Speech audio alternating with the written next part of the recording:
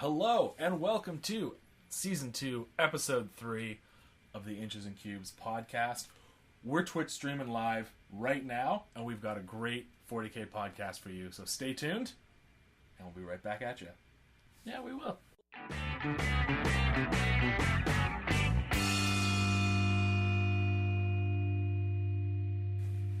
Alright, so welcome back. As always, it's me, Point and Click Nick. Me, Mr. Fist Paul Fowler. And Adam, the truest axe. Yeah, actually, like, your shirt actually says Mr. Fist, and yours says True Axe. Yeah, it does. Mine says War Master. For everyone at Twitchland, they can see that. But not Yeah. here. Can they? Stop it. But The print is really small. I didn't order these. Also, ours are embroidered. Yours is just screen printed. Okay, well, I mean, that's on you. You ordered these. Yeah, we went for the cheaper option. The second time, more people. So today, we're talking about the Bangles, And the Dangles. which are funny names for... Our fun time should be Mr. Bojangles. Yeah, but what's he doing 40K? I don't know. His But it's dog fine. died. It was super sad. That song is a real bummer. Fine, we won't do it. But yeah, no, there's a lot to talk about there. Yeah. So, next thing on the list of things that we have to do is a St. Mary Axe. Do you want me to read it? Yeah, man. I want to go ahead and read it. So, St. Mary Axe combines artisanal craftsmanship with modern brewing techniques to create this well-balanced ale. Can't skip ahead on a live stream, Simon. A traditional He's not English here. bitter with contemporary hop aroma and a refreshing finish. A divine dichotomy where old meets new and complex is simple. So, near the rehearsal space where we go with the band, there's a bar called Betty's, and I walked in and I was like, I just need You're down on like King there? Yeah, we're right downtown. Okay. And yeah, we Betty's just is classic. That's where Julie and I had our first date. get out. Yeah. Cool. That's a great story. That's Yeah. not my story. I don't care. Well, I know. But yeah, so I walked in and I just looked like a wreck, and the bartender was like, "I know what you need," and she gave me Let's one of talk it these, and it's one of the best beers I've ever had. Cheers, boys, to our first Twitch stream. Whoa! Whoop! Live. Soon to be with It smells really good. Bat Reps tutorials and other such fun things. Yeah, it's not all beer. Ooh, that's really good. Yeah, it's one of the best Wow. beers I've had in years. Nice. Like, And the name is really speaking to me, so Yeah. we're good. yeah, St. Mary Axe. I need to know what St. Mary it is. But anyways, I don't need to know. Yeah. So how are we celebrating the first Twitch stream? Yeah, we're giving away some free stuff. Yeah, So it'll be given away by the time this podcast comes out. Yep. Yeah, But, this is just cruel. What is up with us describing things? It's like, hey, it'd be great. Are we in the future? Are we now? Yeah. So, tune in for podcasts live later on so that you can also win free things when we give them away. Every Tuesday. That's it. So what type of tutorials are you going to be doing? Painting tutorials, terrain tutorials, and, just life tutorials. No. I mean, people will tune in for that. Strategy tactics. Yeah. Nice. Stuff like Cool. So yeah, you're giving away measuring gauges, that. Mm-hmm. which is kind of cool. I have a set. They're awesome. They're really handy. Should figure out a way to do a competition for some podcast people. We'll figure that out. Yeah. That'd be cool. Yeah. Because not everyone wants to watch us on Twitch oil our beards up. Yeah, someone said wax their beards, and I'm not doing I that. oil it. I'm not going to wax it. Yeah, I oil it like a fine piece of mahogany. Or some nice cross-country skis. So, Hobby Desk. What do you got, Adam? Yes, so, for everybody in Twitchland, all of the Hobby Desk pictures are down in the bottom right corner of the stream. So I just want to say that. If you tune in live, you can see pictures of what we did. Yeah. Yeah, but let's describe it. So, I actually, in Commission Land, am painting up a, what's that game called? That one, there. Age of Sigmar. No, the little box game. Crap. Oh, the Dark Tower, Crystal Tower, Yeah, the other one. Tower. They're like... No. Shadespire. Shadespire, yeah, that's the one. Spire Tower, potato. So the new Age of Sigmar Marines, I'm painting up the Shadespire ones for a customer, and they're actually really, really fun to paint. Yeah, they look like really cool models. Yeah, he said he wanted them to look like Crusaders, so I got to put some red Maltese crosses on them and do some cool winter bases, and they're done. And then I also made some cars, which you'll see if you're in Twitchland. I grabbed some Hot Wheels and some Matchbox cars for a game called Gaslands, which is basically a death race style game, kind of like Mad Max Fury Road style cars, along with death race style cars, where you just drive around and kill each other and try and finish the race. It's cheapest miniature game you'll ever get into. It was like $6 for 5 cars. So, like, wait, what? No, wait, what? What? He converted those. No. And those are, I'll give him an 8 out of 10 on the Adam scale. Thanks, buddy. So, but, like, what, He's speechless. We broke him. Okay, no. My thing is, how does a thing have a stats? Like, this is coming, for me, dangerously close to, like, looking at the man behind the curtain, where there's nothing inherently, like, high weapon skill about a Space Marine model. Like, this could be whatever we want. Well, I think it's got a scale. Yeah, like, you can make, like, a big war rig that's got, like, a whole bunch of hull points, really hard to kill. It's got a bunch of, like, build points, so, like, spots where you can actually attach things or whatever. But how do you, like, determine the scale of the model? Like, what if I showed up with, like... Tonka trucks. A Tonka truck. Yeah, I mean, Hot Wheels are grossly out of scale with each other, but generally the scale's around 1/20th. No. Yeah. 20 millimeter, sorry? Yes. 20 millimeter, that's it. Yeah. You just said they're 1/20th Yeah. actual size. 20 millimeter. That's like That's like the size of the car. Blakely will ride around in that little Yeah. Hot Wheels. Just up and down the hall. Yeah. Anyways, 20 millimeter. I forget what the actual scale is. 20 millimeter. So there you go. Makes sense. Which is actually a really annoying scale to like find things that are appropriate Yeah, it would be. in. Yeah. Put that over there. Okay, jeez. Use your words. We did. All right. Yeah. So, did I finish the night last week? I forget. Yeah, Yeah, you said They you were did. finished. They were based in Belisarius Call. Was he finished? No. Okay, so he's done now. That's all gone and delivered to the customer. Anthony, who's in our stream, what up? And yeah, I think that's it. Cool. Yeah, so I actually got a bunch of stuff done. I started with doing some touch-ups on the Fire Raptor because I had repaired the wing that someone broke. Not me. Adam. It was me. But yeah, the repairs just needed a little touching up, some paint here and there. So I did that, and then once I started doing that, I was like, well, my hands are already like doing stuff, so I got those Custode models and started doing the assembly up until I armed them, because I'm just gonna wait till the Codex comes out before I actually commit to something. But I did assemble the guy with the standard, because he's armed. He doesn't have any options. Right. He's got the thing, he's got the shield, and he's got a power sword tucked away somewhere. So I did one of those guys. I might do a second one, just if I want to split the squads up into two. But again, I need to wait for the Codex, so I can't let my hobby twitchiness make me buy another box of Custodes. Did you see the preview stratagem for them, Unleash the Lions? No, what is it? You take, I think it's 2 or 3 command points, and you take the squad, and each model becomes its own unit. That's so cool. I love it. Yeah. That's so good. What's the biggest you can make those units? I think 10. Amazing. Someone was saying that they have a minimum squad size of 3 now, right? Yes. Yeah, so that's already pretty good.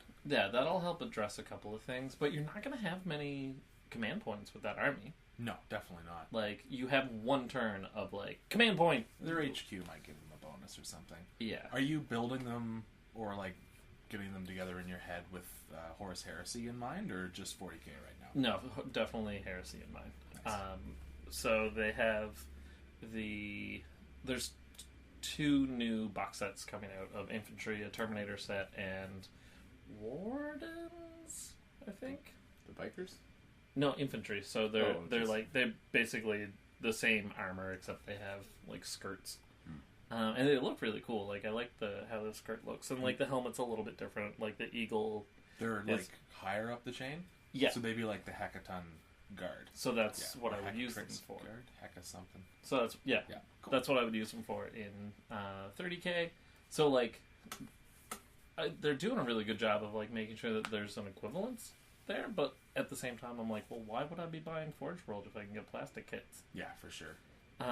So I'm worried that they're like kind of cannibalizing the model range from Forge World, but at the same time, I'm not too worried because it saves me a bunch of money. You're gonna get that drop ship? I think I might. It's so cool. It's so dumb and awesome. It looks like a real ship. Yeah. Like, this is what I picture all the guys from Dune, like all the Imperial... The Sardaukar? Yeah, riding around it? yeah. Not an ornithopter? No. The ornithopters in Dune always made me laugh. It's like, this is a plane made of wood. Just imagining a plane flapping its wings. Yeah, that sucks. And then, so then I kind of like pushed those guys back so I didn't mess them up. And started, I'll work in earnest on those aggressors again.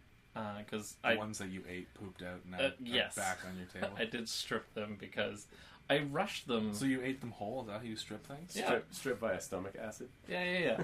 That's what I did on Saturday. I ate them, and then I lay on my side, and then they came out.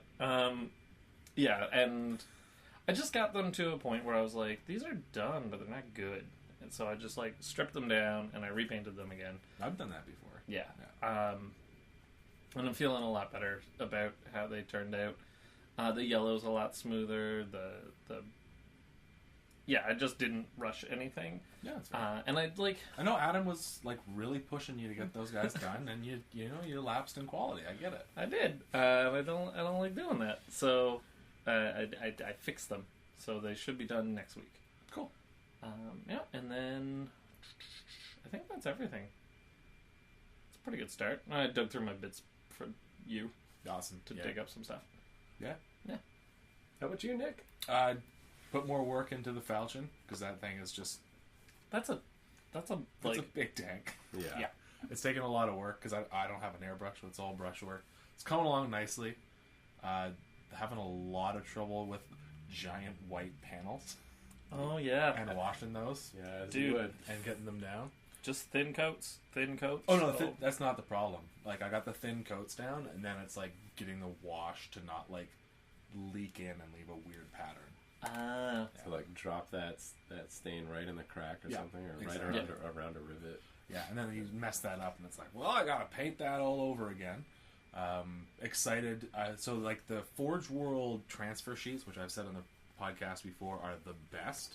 Have this really dope big transfer of Fulgrim, like just Fulgrim, like with his sword, and it's got like number 3 above him, and then like the Phoenician underneath it. And so I've got Rhino doors painted and down.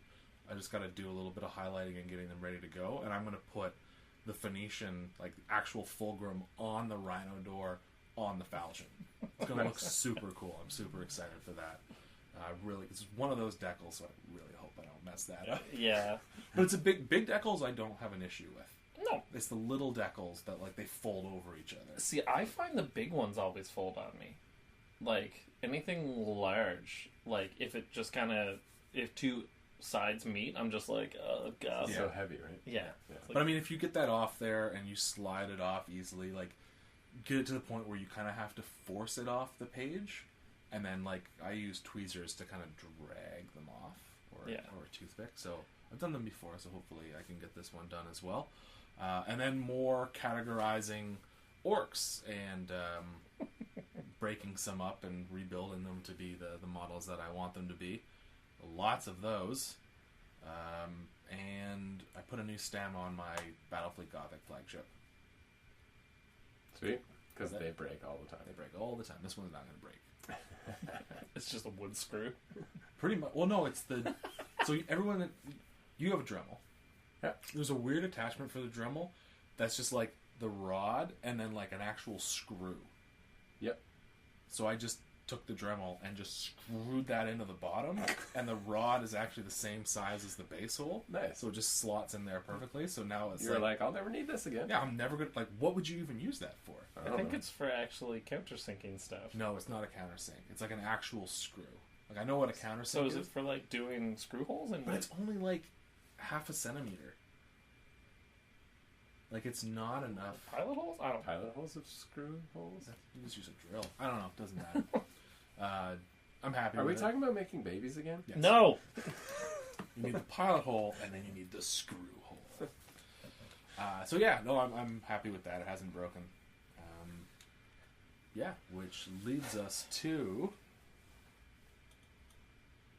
Yes. We don't call it that. What do we call it now? General's armchair. General's armchair. Ah. I haven't sat in my general's armchair in a while. I know you haven't. Yeah. And we are in armchairs. I'm except not. for one. Yeah, I brought a folding chair. You got any games played, Adam? I swear to God, if you say infinity, I don't know what happens. So I went and stood around the table at a Gaslands game because I was super intrigued by it. So I went to the store to watch. But I didn't play because I didn't have my cards ready. So what? You gotta send me this rule set. You got to. Yeah. Sure. Because now I just want to play with dinkies. Mom, where are the Hot Wheels? I'm wearing my dinkies. Hey, speaking of dinkies. Oh, Adam really wants beer. Well, instead of we're each drinking our own, we're... He's a big, drinking little thirsty ones. teddy bear. Okay, well, I grabbed it, so I wanted Yeah, to just yeah, read read it. it, So read you, it. you got this, Nick, from Bandit, it looks like. Yeah. This is called Farmed and Dangerous. Punny. Bandit Brewery, I've not the biggest fan of them, but they've had some good stuff in the past. So this is called a Sacchois. I don't know what that is. I don't know what that is either. Belgian. Belgian Bargin. farmhouse ale. With no description, except for just an angry hot man that kind of looks like the Grinch on the picture. I don't like that at all. All right, here, pass me your glasses, gentlemen.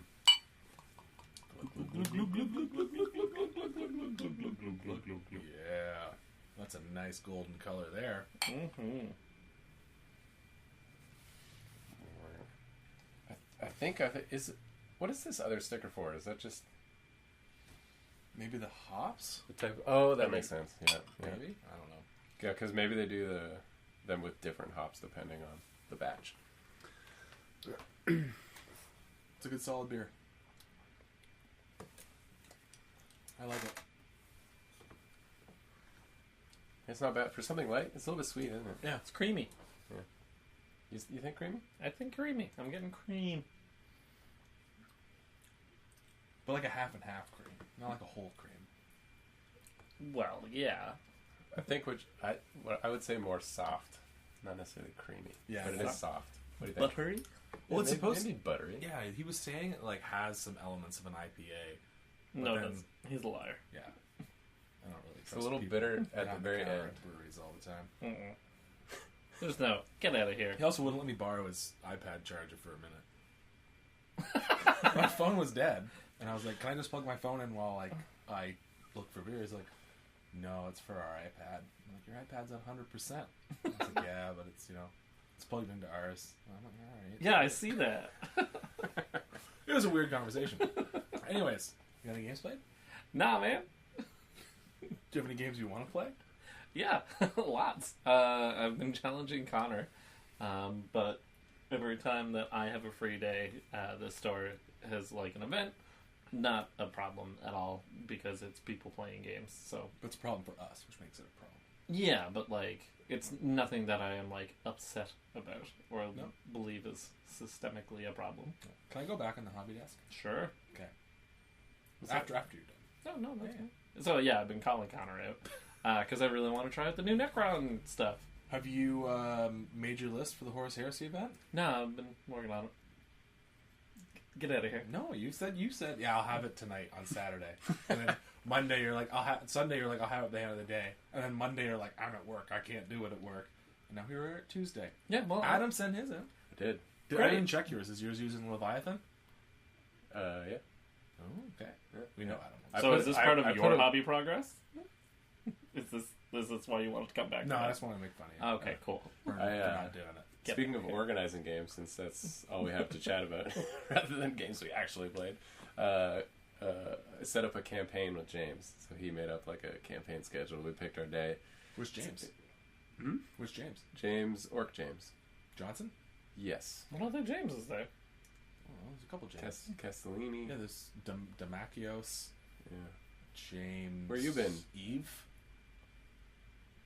Yeah, there's a bunch of James. It's a common name.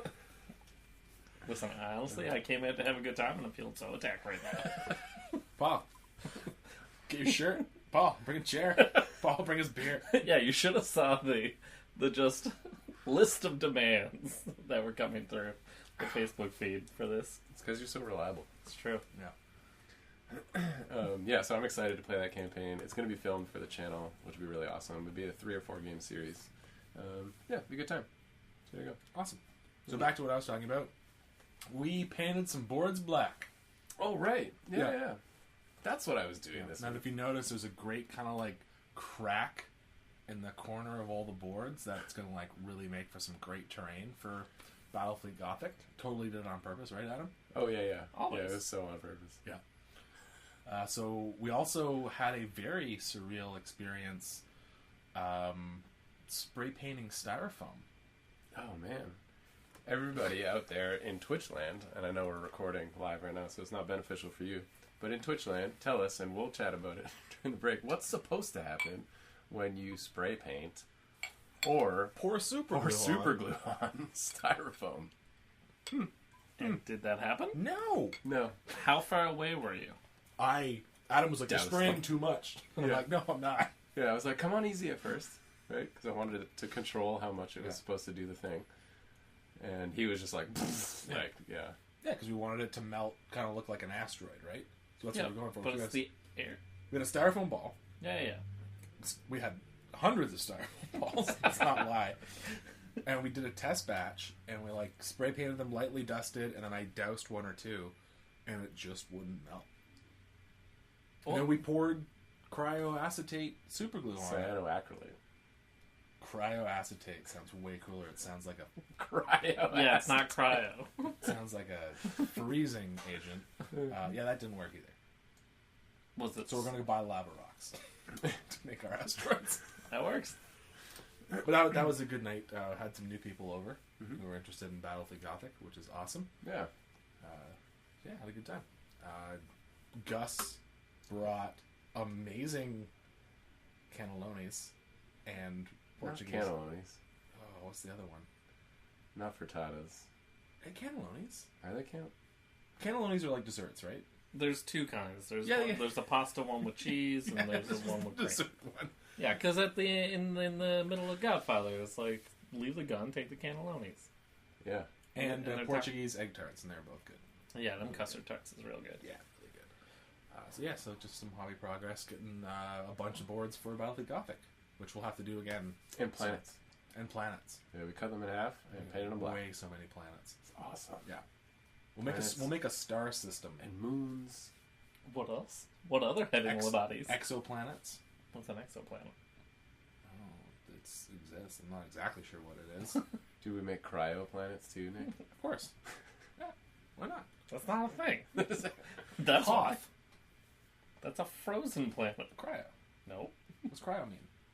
I don't know, but I know it's not that. I'm pretty sure it's frozen. Cryogenically.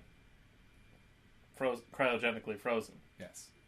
I don't know. So why would they say freezing-genically frozen? I'm just saying. We need to be exact. Do you say ATM machine or ATM? I sometimes say ATM machine, but that's an entirely different thing.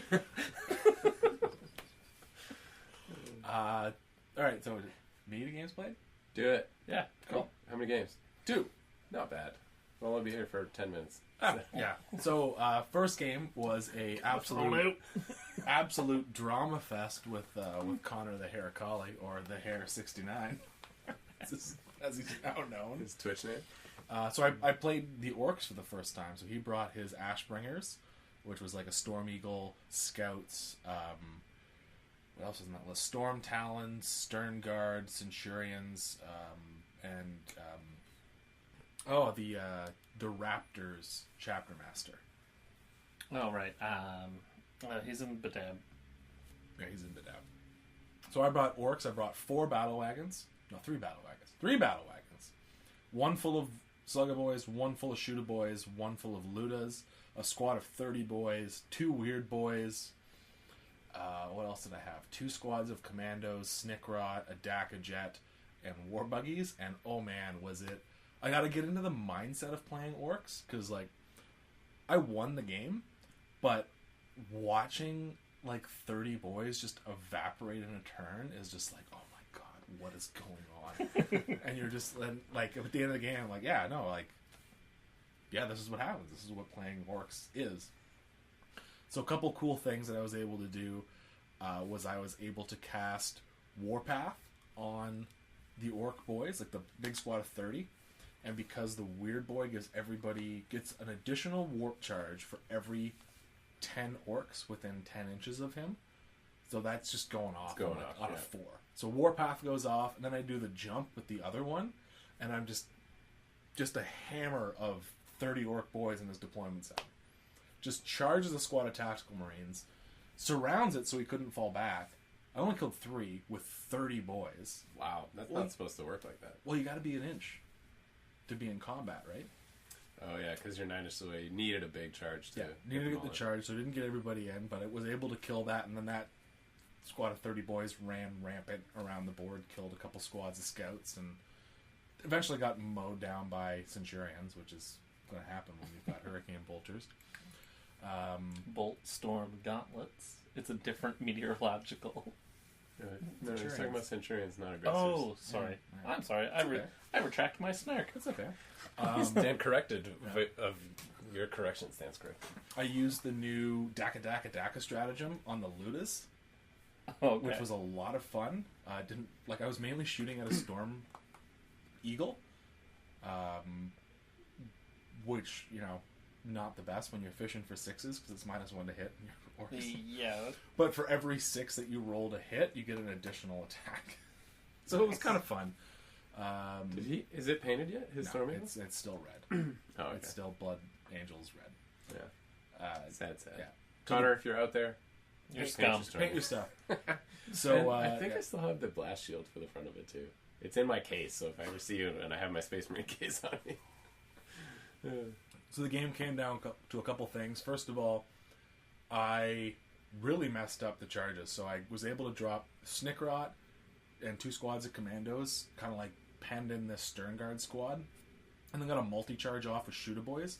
So I got the Stern Guard squad and another Stern Guard squad caught up in combat because I wanted the commandos to get in and like charge. And then 1 squad of commandos, Boss Snickrot, and another squad of commandos all failed their rerollable 9-inch charge. I mean, that's not on you. No, that was just bad dice. Yeah, but if like that, the game would have been over a lot quicker. But then Boss Snickrot, the hero, gets charged by a squad of Stern Guard and murders them all. Nice. Because he's so cool. He's like my favorite orc. So that was great. The rocket buggies just sent missiles into his chapter master and murdered him. What is he doing out in the open? They move 14 inches and they're super fast. They outflank. Yeah, fair enough. So I was able to get him. Technically, I tabled him because he just had the Storm Talon on the board at the end of the game. And it was lucky I got the weird boys were doing work, like just getting smite off so often. So smited a couple couple Stern Guard, and then hit a Centurion and rolled a 3 on the D3 and just murdered the last Centurion who was on my objectives. And we played the new chapter approved Eternal War mission. Okay. Frontline Warfare. So there's 4 objectives on the board. 1 in each deployment zone where you get to place it. And then 1 anywhere on the board that's 12 inches away from the center of the table and not within 6 inches of each other.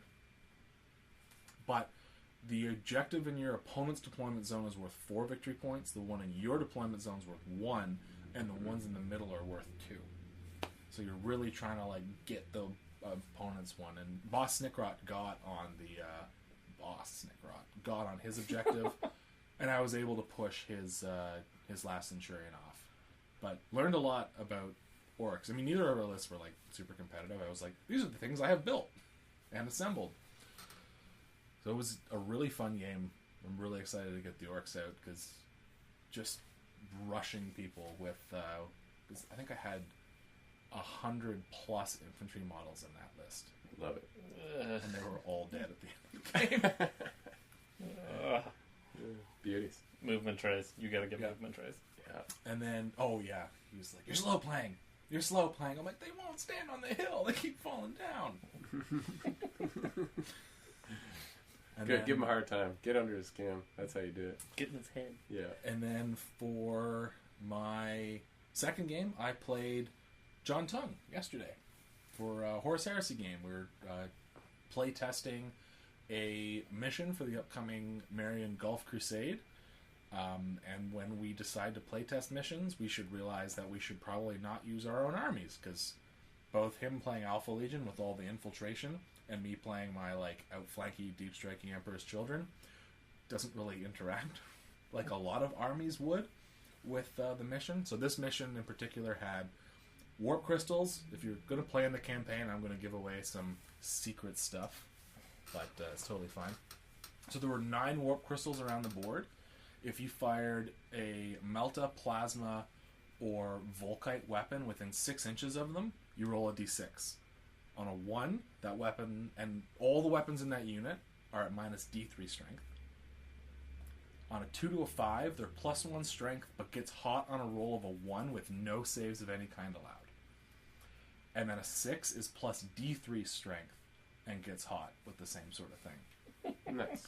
And there was also a Fellblade and a Glaive on the table trying to take each other out. So pretty obscure armies, right? Like not normal style armies for this kind of... No, and because we're trying to figure out how the Glaive and the Fellblade are going to interact with different armies, and nothing was on the board for nothing was on the board, so they were just shooting at each other, and the Glaive's beam hits everything in its path, right? It just goes 48 inches until it hits a super heavy, which was always hitting the Fellblade, but the idea is that it's going to fire, and friendly and enemy models are going to get in the way. Yeah. So I think we actually ended up blowing up each other's super heavies on the same turn, because he blew up mine because he had he had Alpha Legion with Iron Havocs armed with las cannons, which are -1 cover save, let's skill 5 with Tank Hunter. Nice. Which is just insane. So he was able to blow up the Fellblade, and then my Terminators were able to chain fist the Glaive to death. And my Praetor murdered his Praetor and the Cataphracti Terminator squad he was with. He ran the Sicaran Arcus, which if you didn't glue the turret down of your Sicaran, you should think about using the Sicaran Arcus, because it's insane. Yeah, they're pretty rad. Yeah, so I think it's 4 shots, strength 8, AP2. Not twin link, but that's fine. It's got terminal tracking, so you have to reroll successful cover saves against it. And for each penetrating hit it does, you roll D3 times on the vehicle damage table and pick the highest. And if it stays stationary, it can fire twice. Why not? So it's 8 shots. I blew that up first time. I was not letting that thing Get out of here. Get out of here. So we had a Dorito, the Sicaran Arcus, a Leviathan. What? It's always funny when you say Dorito. Yeah, Dorito, whatever. Leviathan Dreadnought on foot, Iron Havocs, 2 outflanking tactical squads and rhinos with multi-meltas on top, which is really scary, and a 15-man blob of assault marines, all armed with melta bombs. Nice. Yeah. I've actually got my personal painting list for my 30k list, because I made it totally different from normal, and it's quad mortars. I only have 2 of them, but they're coming out.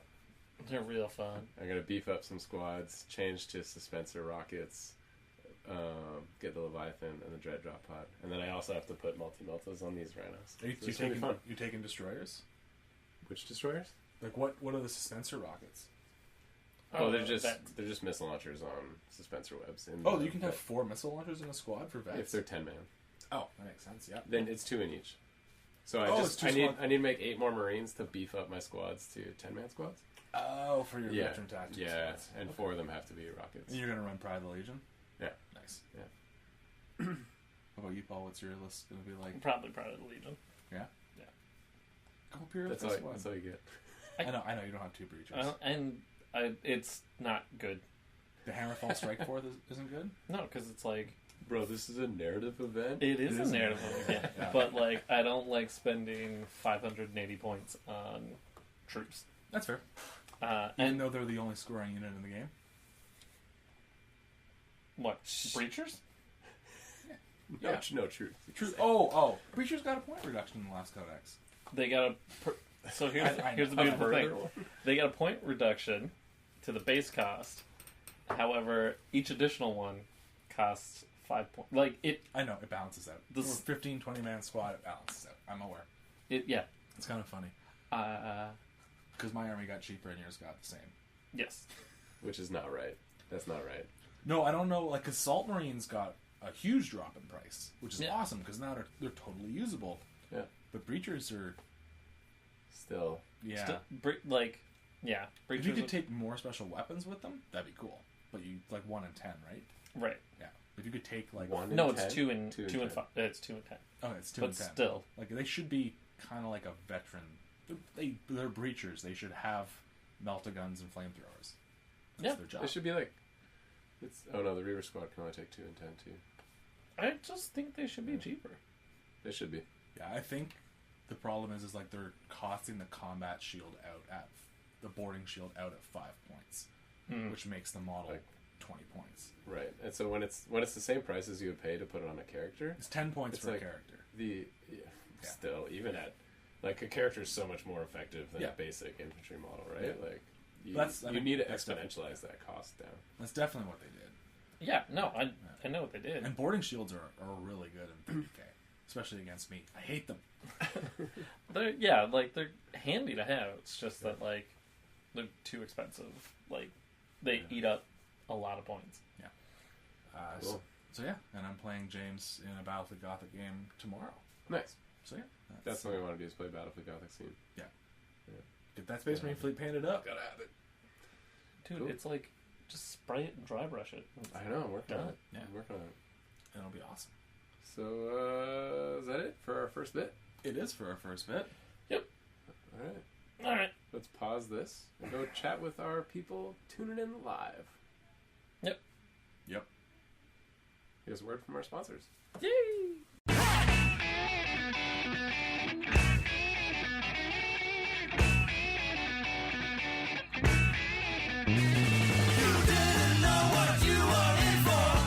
Battle Brothers Studios, a commission painting service passionate about making your miniatures and your gaming table look great. Our philosophy at Battle Brothers is this: your army is our army. Every model will be something you can be proud to show off. Send us a message on facebook.com/Battle Brothers Studios for a free quote and make that dream project come to life. We also have something special planned for the release of 8th edition of 40K. Right now, get 20% off if you commission us to paint an 8th edition starter set, or get a 10% off Army Bundle bonus for painting up your new 8th edition 40K Army. Inquire with us on Facebook for full details. G'day. How are you now? Tried to paint a mini the other day. Realized my brushes were drier than a Saskatoon field in May. So I did what any reasonable man in his mid-30s would do, and I hopped over to thewarpainter.com to resupply. Thewarpainter.com is Canada's greatest hobby store for all things hard to find. Scale 75, Broken Toad, The Army Painter, and Valet Ho.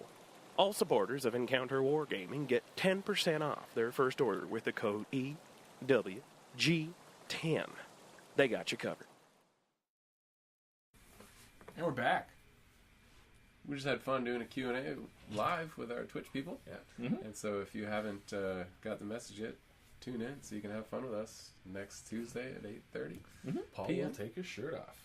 Guys, I'm gonna probably keep most of my clothes on. What are you guys feeling? A Mad Tom, a twice as Mad Tom IPA, or a Stouty McStout face? I think we have to save that for last. Yeah. Sure. Yeah. All right. And That was so loud. That's gonna blow Paul's earmuffs right off. Awesome. So this is Mad Tom from Muskoka? Yep. Yeah. It's a Muskoka. It's a double IPA. Well, it says twice as mad. Yeah. So today we're going to talk about 2 codexes that have been released recently. We decided not to give them each their own thing because they're basically just marine supplements. Yeah. Fluff-wise, sure, we could do an entire episode pretty easily on both. Oh, yeah. Or just, like, small parts of both. But, I mean, we could do fluff on each one individually, like Oh, a whole yeah. episode, and it would be fun, and it would be awesome, and we may do it this season. Who knows? yeah, who knows? But- Who knows? I think we're gonna do just minor fluff touches, and then Woo! dive right into rules. That's really good. Yeah. Hoppy. Like, my mouth is just dry. Just all of a sudden, just Yeah. all There's the no moisture in my mouth anymore. yeah. It's very tannin-y. Did I ever tell you that one time I went to on a brewery tour? I was at Steam Whistle Brewery, and like they did the whole like, here are the ingredients of the beer. And what's the stuff that's like rabbit pellets? The hops. So hot. Yeah, like Yeah. it's like a dusty thing. Mhm. She was like, I'll give someone a free beer if they eat a handful of They this. eat it, yeah. And I ate it, and she was like, you're gonna need that free beer right now. Oh my god! Oh, dude, that's like not even animal feed. It was like eating chalk. Yeah, it's like Yeah. eating the thing that rots into beer. I got a free beer. Questionable. Yeah. I've seen someone drink a whole thing of vinegar for $5. It's a bad idea. I heard somebody died from drinking an entire thing of soy sauce. No, they didn't. I hear people die from eating Tide Pods for free. That's pod racing. Nice. I haven't heard You know what? Shut it down. Shut it down. That's the funniest we're gonna be all night. That's it. We're done. Goodbye, everyone. This has been episode 3, season 2, Bangles and Dangles. Get home safe.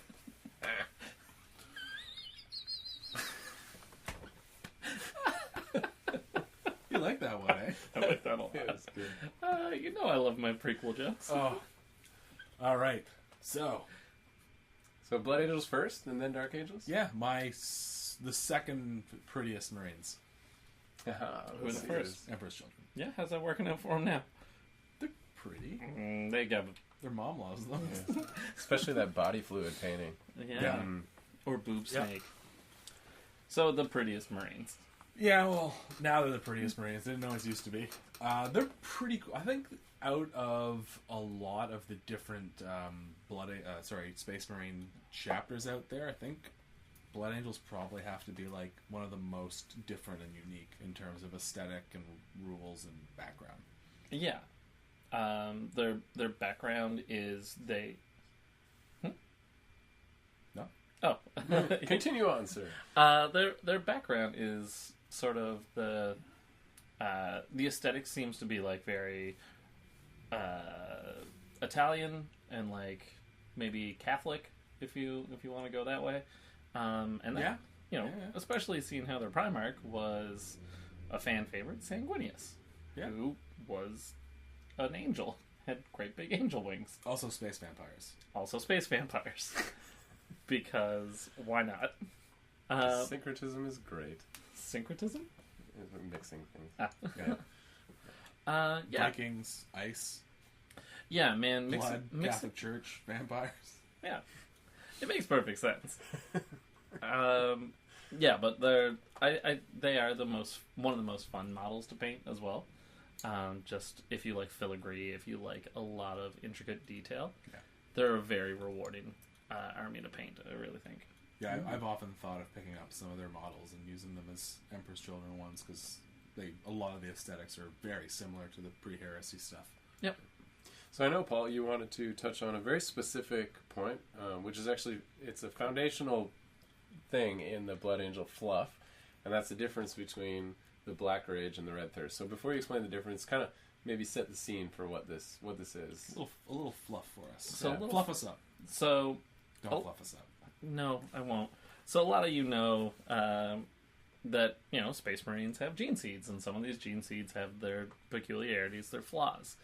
And the one that existed within the Blood Angels was the Red Thirst, where very rarely, when it first happened, a Space Marine would be overcome with a need to drink blood, like just an intense desire. And this was something that didn't happen that often, but when it did, the chapter went to great lengths to hide it. Yeah, I think only the chapter knew it, Sanguinius knew it, and Horus knew it. Horus found out Yeah. because this happened in front of Horus and Sanguinius, where a particular Marine was like, "Man, I just need me some of that sweet, sweet blood," and he went after Sanguinius, being like, "I need your blood," and like, what? That's a really bad idea. Yeah. Like, so Sanguinius kills this guy, and Horus is just like, "Why?" And he's like, "Listen." It goes into hints about the 2nd and the 11th Legion, about how they disappeared. Basically, Sanguinius feared that this would lead to the complete erasure of the Blood Angels. Yeah. But this was like the Red Thirst was fairly rare up until one event where a corn demon that kept hounding Sanguinius. I forget his name. It's the one that like broke Sanguinius's legs. He sort of afflicted the Legion with Sanguinius, and through him the entire Legion with this like I guess it kind of is a curse sort of thing.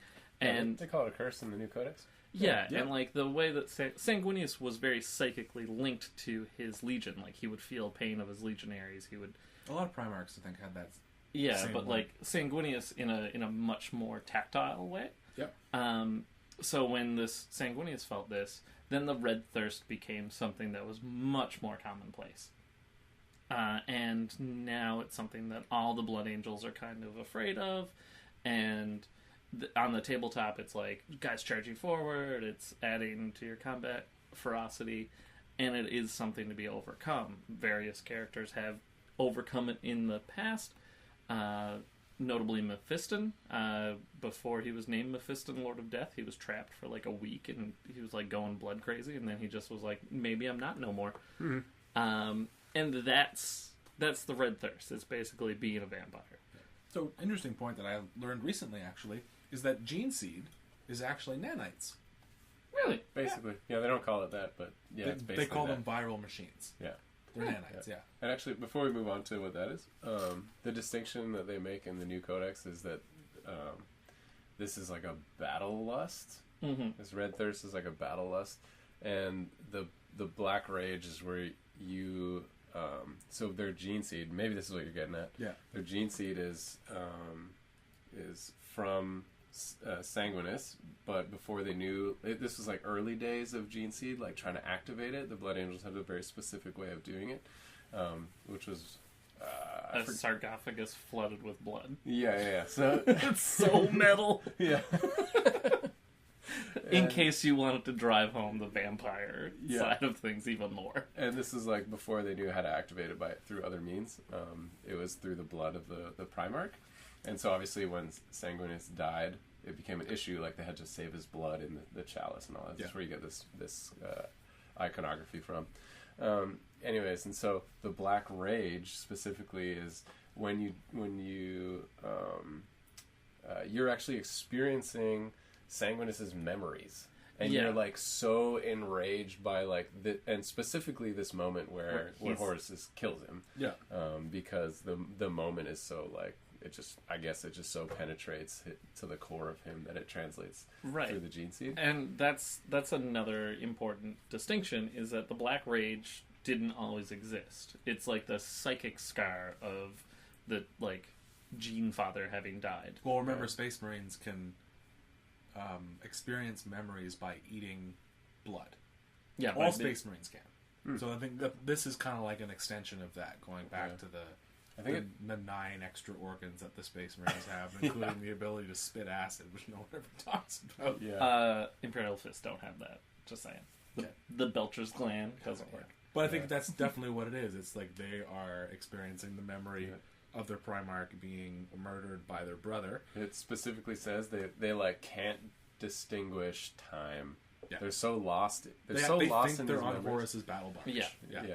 Fighting Horus and all of his goons. Yeah. Well, I don't know if it's so like if they're so in that moment or they're just so lost in the rage of that experience. No, it's there's a short story about a flesh terror that is a hit us up. And it's a flesh terror is a Blood Angels successor chapter, and he's like kind of going in between time periods. Like he just doesn't get what's happening. He's like killing friend and foe alike. Like there are sisters of battle that he's just like mowing through, and I think at the end of it, like the rest of the chapter comes and they like kill this dude, and then the sisters of battle are like, "What's happening?" And they're like, "Oh, bad news. You got to go too." Because grimdark. Yeah.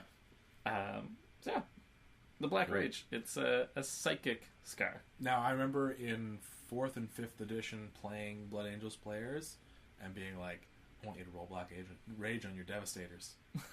Because it used to be, if you rolled a 1, they'd have to charge forward. Every unit in the army has it now. Whereas now, I think it's just Death Company. Yep, and it gives you a feel no pain and an extra attack when you charge. Yeah. Which is pretty good. Oh, and it's with the Black Rage, it's kind of cool to note that Chaplain Lamartes is sort of... He's, like, afflicted with it, but still... He's, like, battling against it through sheer piousness. And, like, love for his Primarch. So that's what's up with your Red Thirst and your Black Rage. Yeah, so... And Mephiston specifically overcomes what I think to be the Black Rage. The, like, I can't get out of this. Like, you're stuck and lost in time. And he's the only one. Yeah, like he's... that. Because the Red Thirst is kind of all the time there. This, like, temptation, this, like, luring of just getting, like, falling into this battle lust. Yeah, he's sort of passed through this thing. Yeah. Which is crazy. And they don't know, like, why. What... Well, yeah, they don't know why, number one, and everyone's kind of like, oh, he's a little bit different. Fun fact, the the librarian that comes in the Space Hulk game is pre-Lord of Death Mephiston. Oh, cool. Like, it's the same name. Very story. Yeah. Or his name. His name. Oh, so interesting. It eventually becomes Mephiston. Okay, cool. Kind of rad. So pick up that model if you want a new version of Mephiston, and not a model made in the 80s, 90s. Man, that model needs an update. Yeah. Like, come on, if Aramon gets one, hook a brother up and like make Mephiston look cool. Yeah, for real. So in game terms, we're talking jump packs, close assault tanks, and that's pretty much it. Yep. That's what really sets these guys apart, is their use of jump packs. And even in Horus Heresy, in terms of fluff, they have an absolutely fantastic Rite of War, going back to the whole Catholic theme, which is like the Day of Revelation, where like they deep strike in, they get cover saves. Everybody in the army has to have a jump pack, I think. Yeah, every infantry model has to have a jump pack or be in a transport. So they're really cool. Because they also use fast vehicles. Yeah, they used to have turbocharged engines, didn't they? Yep. Yeah. Do they now? Let's I'm find not out. sure. I have a codex. And we'll so the the ball predators still, they go an extra d6 advance or something like that. So they go 2d6 when they advance, I think. Oh, nice. Yeah. Anyways, so some special rules, like we said, the Black Rage, +1 attack on the charge, and a 6+ feel no pain on certain units, mostly the Death Company. They shall know no fear, which is pretty standard. The Red Thirst is what every Blood Angel model gets, and that's +1 to wound on the charge and when you are charged. Or make a heroic intervention. Which is, So for your characters. Yeah. So there you go. Which is amazing. Yes, that's +1 to good. wound. +1 to any roll is way better than, like, most things were like +1 strength or +1. Oh yeah, no, +1 to Infinitely wound is better. insane. it's crazy good. With the new to wound chart. Yeah. Because if you're strength 5 against toughness 4, +1. No, that's just the same thing now. +1 strength at that threshold. Well, so +1 strength if you're strength 5 already would have sorry. Yeah, it would have been the same. It would have been the same. Well, but still. So even strength 7 On the higher strength stuff, right? versus, yeah, Yeah. Someone coming in with a power fist on a. It's infinitely better in its own context. Yes. Not referring to what it used to be. No, it's very good. Yeah. So strength 8 versus toughness 7. If you're +1 strength now and went to strength 9, you weren't wounding on 2s anymore. No, that's a good point. Right? Now you're wounding on 2s with +1 to wound, which is amazing. So yeah, and that's army wide, which is great. So that's all the special rules. What do you guys think are some fun units? I mean, I was so happy when the Sanguinary Guard kit came out. Yeah. Because, like, that, for me, one, it was just like a converter's dream. Like, I would buy that kit. I think I bought it, like, twice just for bits. Yeah. Like, I mean, those wings alone, right? They're so cool. Yeah. I would just get rid of the wings. It was the cheapest place to get the Mark IV jump packs. 5. Yeah. 5. The single turbine jump packs. Yeah. Mark So V. where are all the wings? You'll hook me up. Dude, I'll see what I got left. All right. All right. But yeah, I just love the axe, the aesthetic. Yeah, in game terms, hold on, we got some notes. Where is this? Point them out. What are you looking for? So they got an extra wound. Yeah. So they used to be 1 wound, right? Now they're 2 wounds, which is amazing. Yeah, and like you've seen how resilient 2 wounds can be. Mm-hmm. Like that small arms fire now kind of doesn't have the same effectiveness, and they function with the new stratagems really well. We'll get into that a little bit later. Their new wrist pistols are now they're pistols with 2 shots, which is really cool. They got 2 shots now? Yeah. Huh. And their end Carmine swords are power swords with D3 damage. That's So they're kind of good. they're kind of like the ones that are mind controlled. 4 swords. That's the one. Yeah, everybody's rolling around with a 4 sword. It's such a effective unit. Like that is a terrifying retinue unit to have with your HQ, or to just like go off and really jack up some heavy hitting like assaulty units. Yeah. With D3 damage, you're going to start killing stuff. Yeah. Oh, yeah. Any multi-wound target, they get chased down. Terminators, like characters are scared of them. Even big monsters, you're low strength, but with your +1 to wound, you don't care anymore, right? Yeah, you're really getting those hits in. Yeah. And plus, you probably got like a melted wrist, a melted bracelet happening. So my favorite unit, I've always loved these guys from the Blood Angels, and I don't know why nobody else has them, but Librarian Dreadnoughts. Okay, come on now, let's hear it. Well, there's just so many cool things you can do. So they're just librarians Yeah. in a dreadnought. It's pretty simple. Just. But you've got psychic powers like the Wings of Sanguinius, where it's warp charge value of 5. Oh yeah, psychic powers. We're gonna do a whole focus on psychic powers. Actually. Yeah. I don't think we need to. We got 2 factions to cover. We'll pick a couple. Do it. So Wings of Sanguinius, warp charge 5. This is after you've moved. So you're moving 8 inches as a dreadnought. Now you're moving 12 inches because of this power. Mm-hmm. You gain the fly keyword. Yep.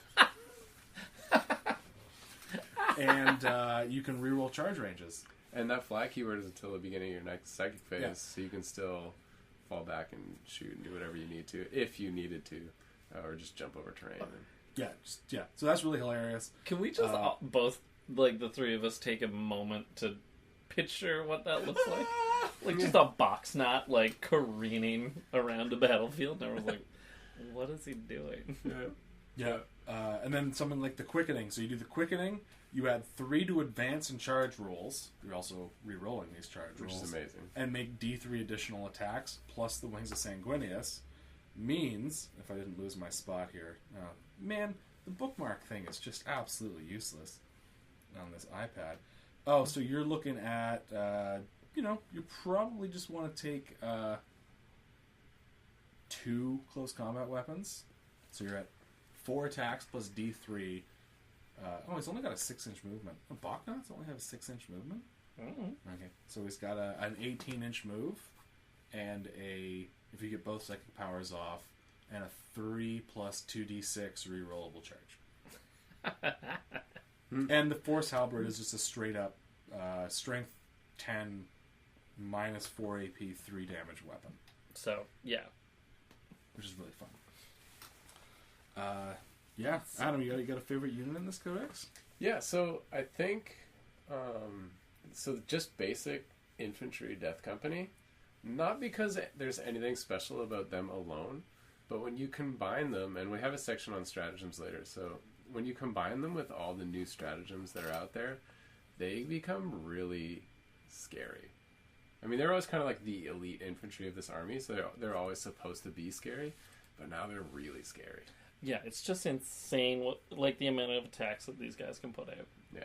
All of them can take a Thunderhammer. Oh, really? Any model can replace his chainsword and bolt pistol with a Thunderhammer. That's brilliant. There's someone that we know that created... What's the power level? That would do it. Power level 8 for 5 of them. Yeah, and they can go up to a squad of, what, 10? 15, 20? 15? 20? Is it 20? No, 15. 15. Yeah, someone we know did a all Inferno pistol unit. Yep. Was that Sanguinary Guard or Death Company? It was Death Company. They can do Inferno pistols? Yeah. Oh, so it's actually power rating +1 per 5 models to give them jump packs. Yeah. Okay. So it was just absolute insanity what he had done with this unit. And he was like, it would be a 900-point unit in the game. Yeah. But any model Dusted. can take power, like a special, can take 2 special weapons. It said you can replace its bolt pistol with a bolt gun, hand flamer, inferno pistol, plasma pistol, power axe, power fist, power maul, power sword. That's cool. You can then replace its chainsword with a power axe, power fist, power maul, power sword. Which doesn't give them any benefit, right? No. Yeah. No, it has to have it in the data You're slate. just choosing one or the other what you want to switch. Yes. Because you could, if you keep the chainsword and a power axe, you could do the extra attack with the chainsword if you want. Yep.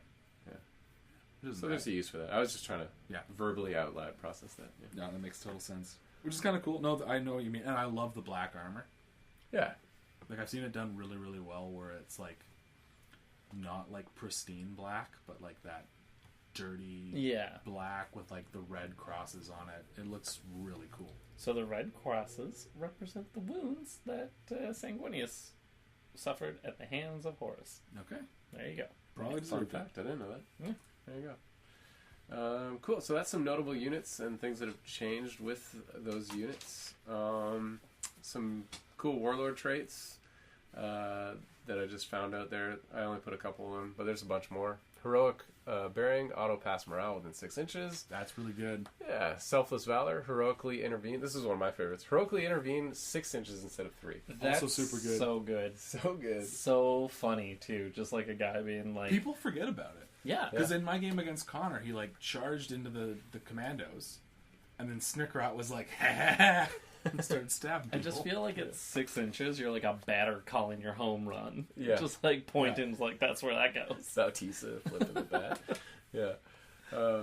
And it's 6 inches for both the factors, right? Because there's 2 factors. When does it trigger, and then how far do you move? Yes. Right? And so it's 6 inches for the trigger, and it's also 6 inches for how far you move into it. And you're getting +1 attack now. Because you were charged. No, No. that Oh, unit was not You charged. get +1 to wound. +1 to wound. Sorry. Yeah, you get +1 to wound. Yeah. That's what I meant. And then speed of the Primarch's not bad either. No, because that character is not charging or being charged. But No, but the rule says or makes a heroic intervention. Oh, right. You didn't put that on. I didn't put it on my notes. No. That's a good go. I'm going to say the speed of the Primarch. You didn't put Primarch. Okay. Said that wrong. You didn't put Primarch. that on here. But I think this is really good. You can always choose your warlord to fight first in the fight phase, even if you didn't charge. You didn't put that on? Oh, Dark Angels have a similar one. I put it on there. Okay. Yeah. I Sweet. still have another codex to get through. Yeah. Okay. So that's some warlord traits. How about stratagems? Yeah. There's some ridiculous shit you can do with this. So I put in brackets on my notes. The name of the game for Blood Angels is first turn charges. So there's a 3 command point combo, which is one of the things that I'm liking the most about 8th is figuring out these combos.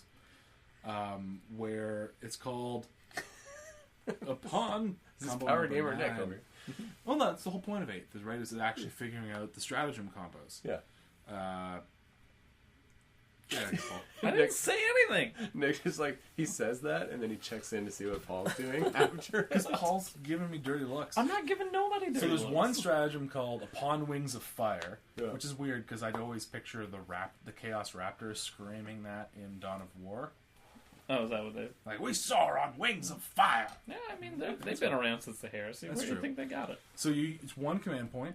You use this stratagem in your movement phase before moving a Blood Angels jump pack unit. You remove the unit from the battlefield and set it up anywhere at the end of the phase, 9 inches away from enemy models.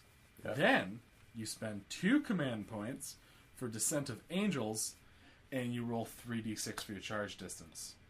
That's... Yeah. And like, you don't even have to use the one to move your unit, right? Because if your stuff is jump packs, you just place it at the end of the movement phase, and then charge in. But you have to have half your shit on the board. Half your stuff on the board. Right. So whatever unit's sticking around. I mean, all your Death Company units. So this was my Death Company combo, because I mentioned with stratagems they become awesome. Is, what's it called? Forlorn Fury. 2 command points is to move a Death Company unit. With jetpacks on, they're moving 12 in the movement phase. Then they move 12 when you use your stratagem, right? And then they're still charging. So that's like a 36-inch threat. That's a 4-point.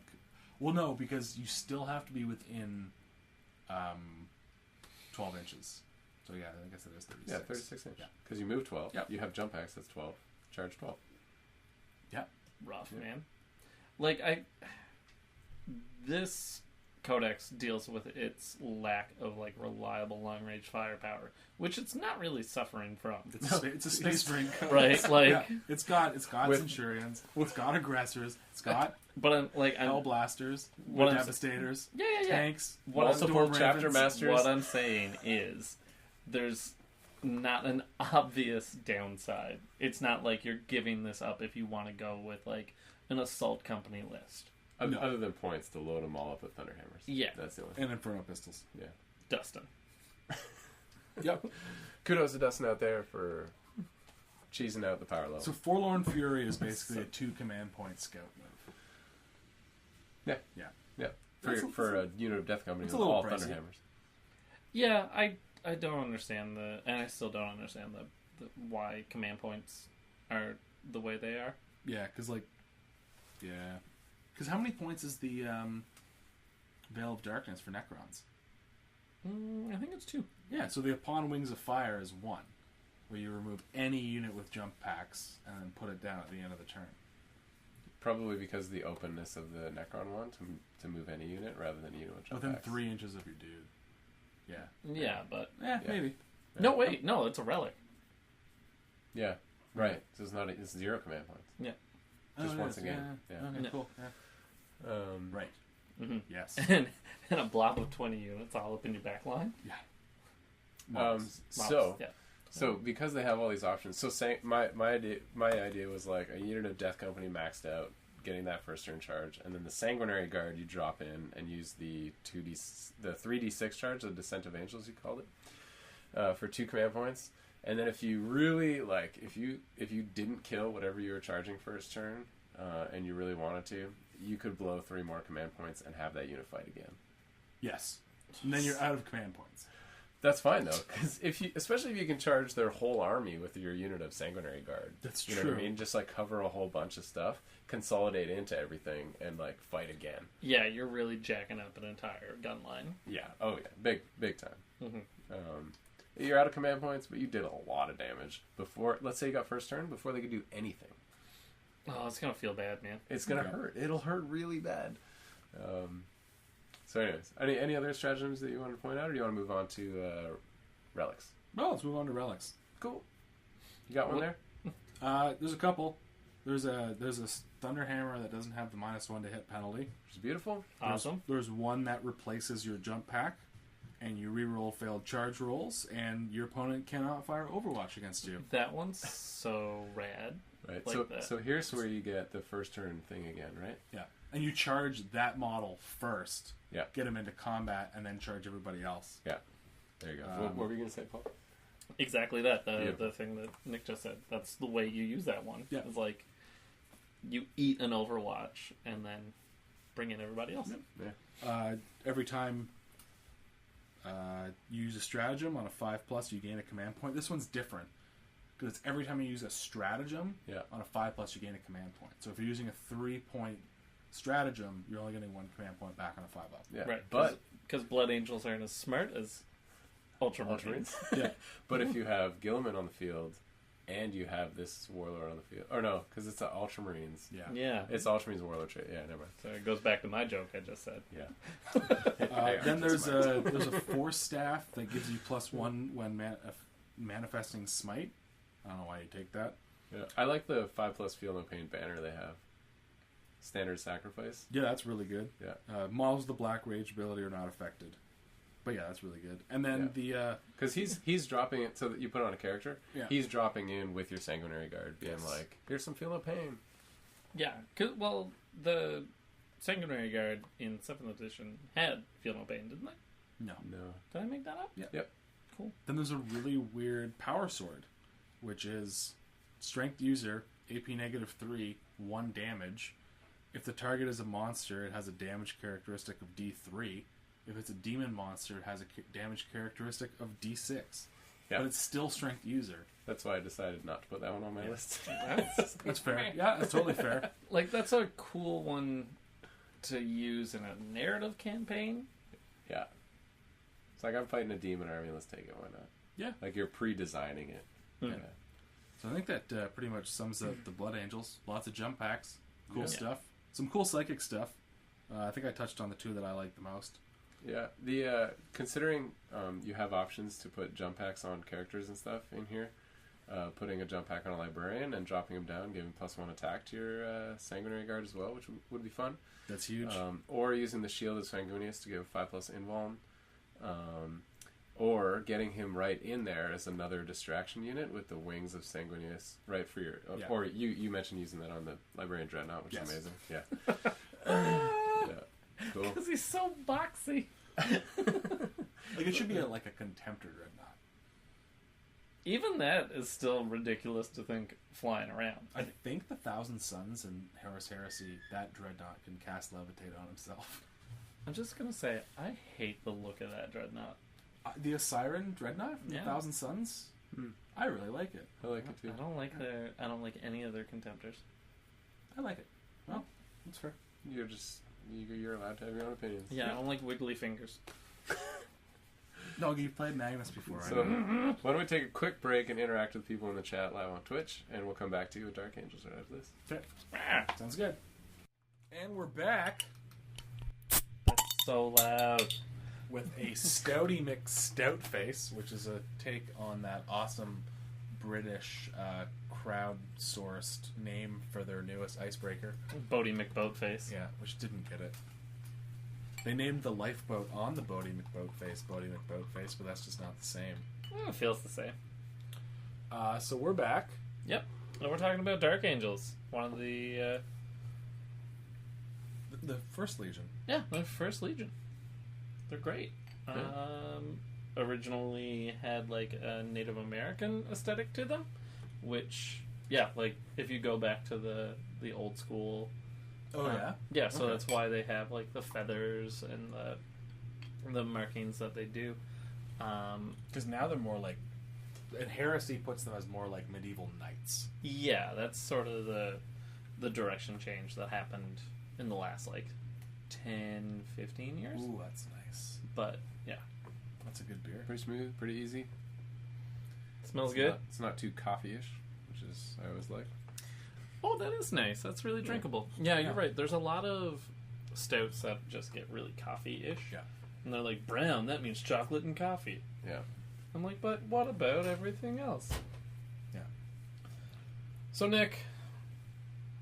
So, 3 things I'd love to highlight. Adam has Just something he'd like to say. First, that off. I'm going to say the first thing. The Fallen are the true loyalists. No. Here we go. Story time with Nick. They're not. So, okay, I want to talk about Luther's betrayal, the destruction of Caliban, and the Rock. Let's go over that. Who wants to take it? Sounds like you do. Okay, I'll start. Well, I'll take one of them. Okay. So Luther's betrayal. So Luther was kind of the leader of one of the knightly orders on Caliban, and when He was the one... They were the knightly order that was dedicated to fighting monsters and chaos on Caliban. We didn't know that they We were didn't know it chaos. was chaos, just No, monsters. but I meant chaos in the lower sea chaos. Okay. So I mean, he was the. What was the differentiation with theirs? It wasn't specifically the monsters. It was that they would take. It's that they weren't born into a noble place within the order. Right, yes. They would take anybody from any village. Yep. And that was the differentiation for that order. Yeah. And so Lionel Johnson comes along, and he's very regal. He's bigger, more badass. He's smarter than everyone. Like, he learns English in like 2 days, or whatever language they're speaking. But importantly, he learns this from Luther. Luther is his adopted father. Right. So there you go. And so Luther is concealing this jealousy over a long period of time about him gaining favor in this place and kind of moving up in the ranks of this knightly order very quickly. And then, of course, when the emperor arrives and finds his lost son, he gets all the favor, right? And so Luther's got this he has a respect for the lion, so obviously he defers to him on the outside, but inside there's clearly this conflict. There's a great bit, I think it's in the Descent of Angels book, where it talks about a lot of the Dark Angels weren't happy with the Imperium because the Imperium basically came into this like picturesque Arthurian Holy Grail planet. Like the whole planet was like medieval England. Right, And, like- but it wasn't that way for long because everyone was always terrified because of the monsters. Right, but the some lion peop- led the But some conquest of all of people them. liked that. They didn't, and then all of a sudden came the Hablocks and the Hive cities. So a lot of the Fallen and Luther were like against the Imperium, what it represented. Yeah, I think it was the. I mean, I don't know if it gets as extreme as Hive cities right away, but yeah, there's definitely a like, what's going on here? Yeah. This is happening really fast. Yeah. Well, it wasn't Hive cities right away, but like, I think in that book they go into it's like 100 years after the Imperium comes, and the Dark Angels go into like the basement of a Hive city to root out some chaos bugs. Not in Or Descent of something. Angels. No, must have been a different book. They don't go into like the sewer of a city to like root out bugs and cultists. No, not Descent of Angels. That's news to me. I'm Yeah. pretty, Yeah, I also didn't read Descent of Angels. I've read it fairly recently, but Is that the same one where Lion is fighting the Sons of Horus? Nope. On the planet? nope. This Okay. is pre. Then I'm This is the one that's way back in time. Then I'm not talking about that one. Yeah. I'm talking about the one that's set after the Imperium arrives on Yeah. Caliban. Yeah, it's all everything before and then right when they show up. Okay. Yeah. No. Okay. Yeah. Never mind. My bad. No, you're good. Yep. You're good. It all gets crazy. Okay.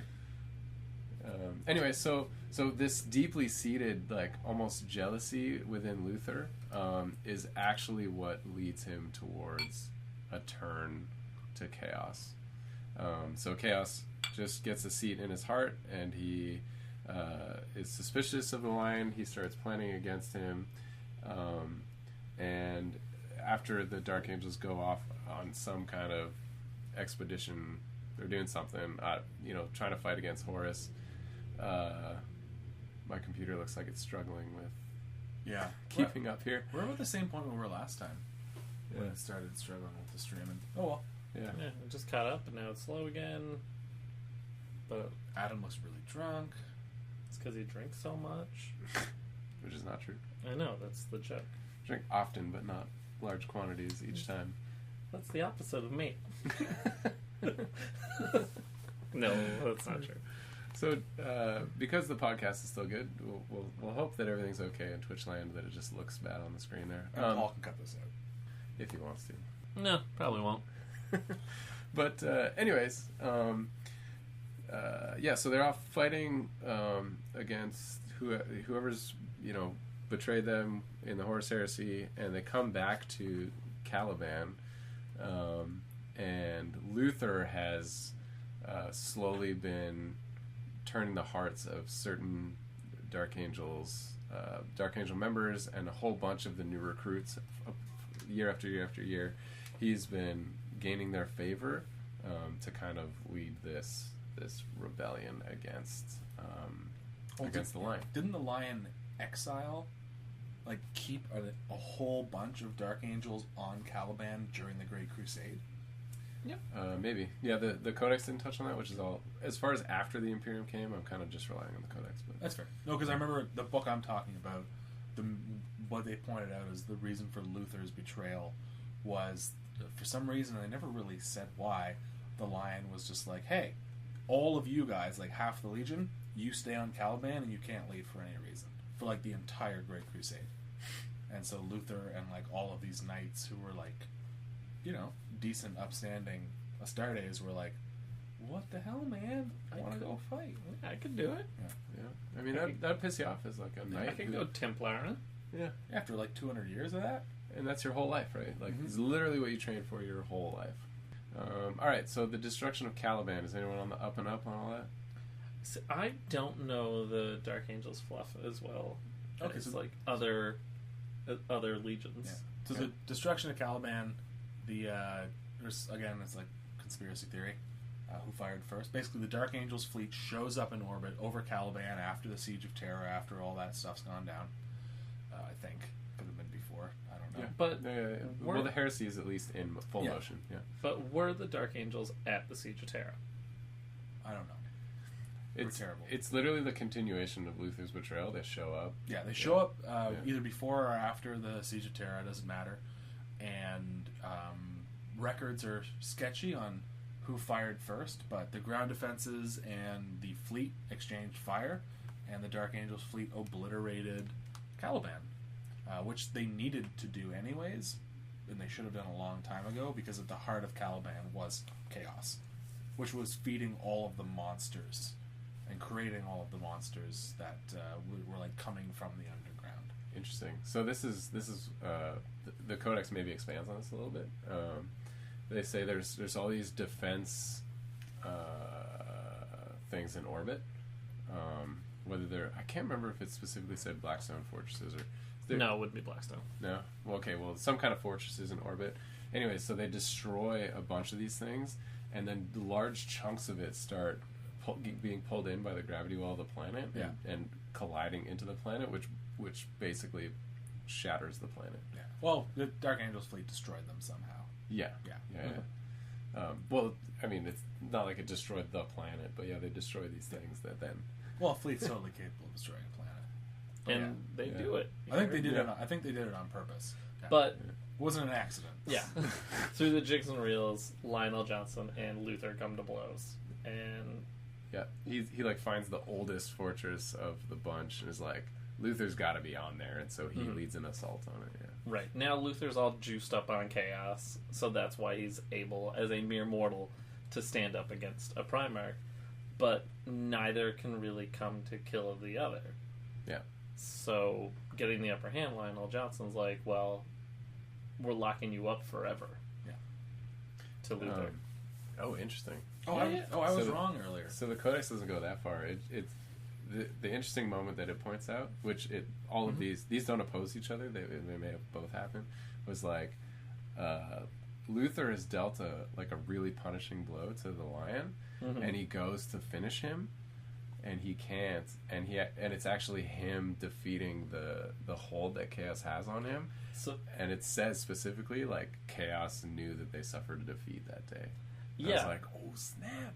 Now he's in this really bad spot. Anyway. So Luther is imprisoned on the rock. Like, basically the rock is just chock-a-block with, like, secrets, because the Dark Angels, because of this... So hold on, what is the rock? The rock is the largest inhabitable chunk of Caliban that is left. Yeah. And they turned it into a spaceship. Well, it may not be the largest, but it's one that got stuck in one of these shield things of one of these fortresses that was still remaining.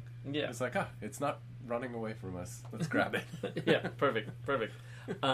So Luther is imprisoned, and that's one of the secrets that the entirety of the inner circle knows. Yeah. Oh, that interesting. Luther exists, and that's sort of like what these interrogator chaplains are doing. They're trying to get information out of Luther and other people known as the Fallen.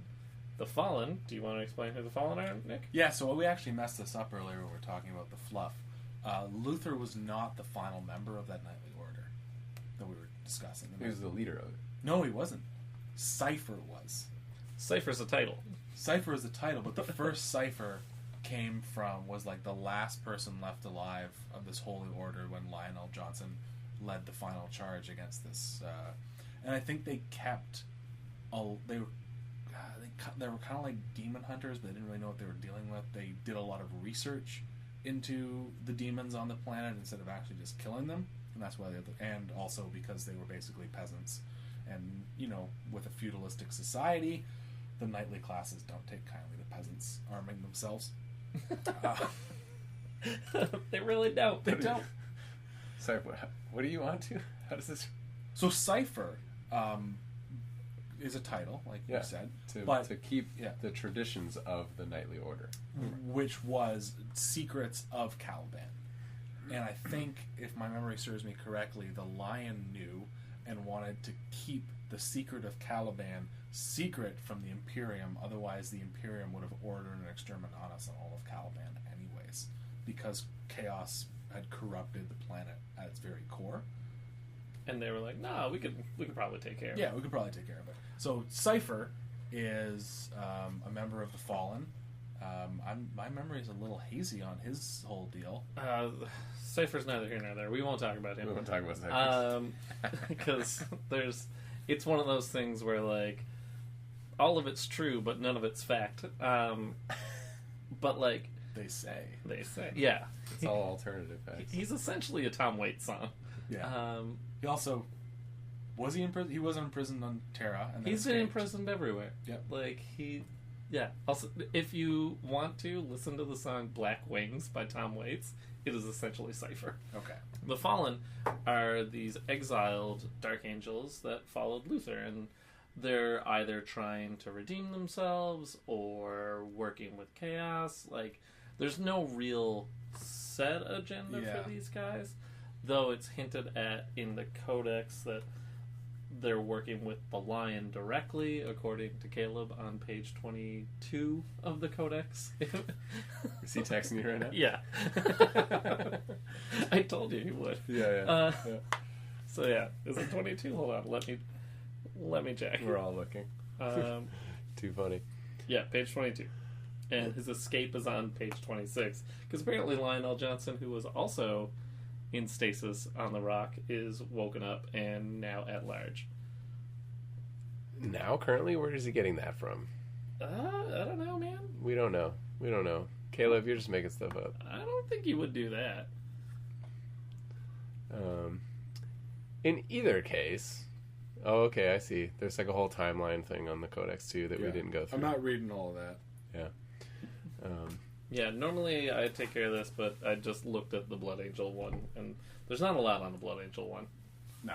So I forgot to look at well, Dark Angels are just mysterious knights, and no one really knows where their loyalties lie, and they kind of do their own thing, and the running joke or meme is that they're all traitors anyways, and they didn't come to the Imperium's aid on purpose. But Lionel Johnson did beat the crap out of Conrad Kurz, but also Robute, Gilliman, and Lion are heretics because they started Imperium Secundus and tried to usurp the Emperor, but no one really talks about that.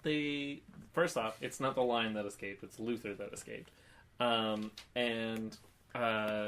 The Imperium Secundus is not heresy because they thought that everyone was dead. No, they didn't think. They just said, they might be, so we should probably make sure that the Imperium lives on if they are dead. Seems like a pretty solid thing. Yeah. 3 full Space Marine legions just being like, nah, we're just going to chill here. Not even bother trying to go to Terra. But they couldn't because of the rune storm. They could have figured it out. They did. And they came up with a plan. You just don't like it. No, I just think You're just mad about it. No. I just think all the Primarchs are flawed, and I think Gilliman and Sanguinius were a little hurt that Horus became the War Master and they didn't, and tried to make their own. I think you're being ridiculous. No. Listen, he's clearly tainted by chaos, and so let's move on. Yes, I am. But the Dark Angels are not. The loyalist Dark Angels are loyalist. Yeah, they're legit. They are legit.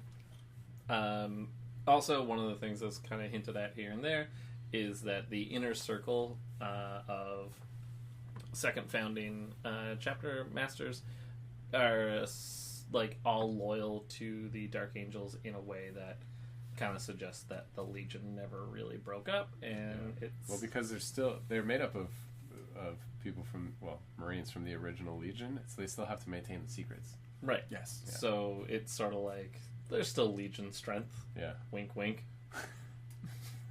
But like the more you find out about all the Space Marine chapters, the more that like all of them like backdoored stuff like this. Right. Yeah, Like, because nobody wanted that.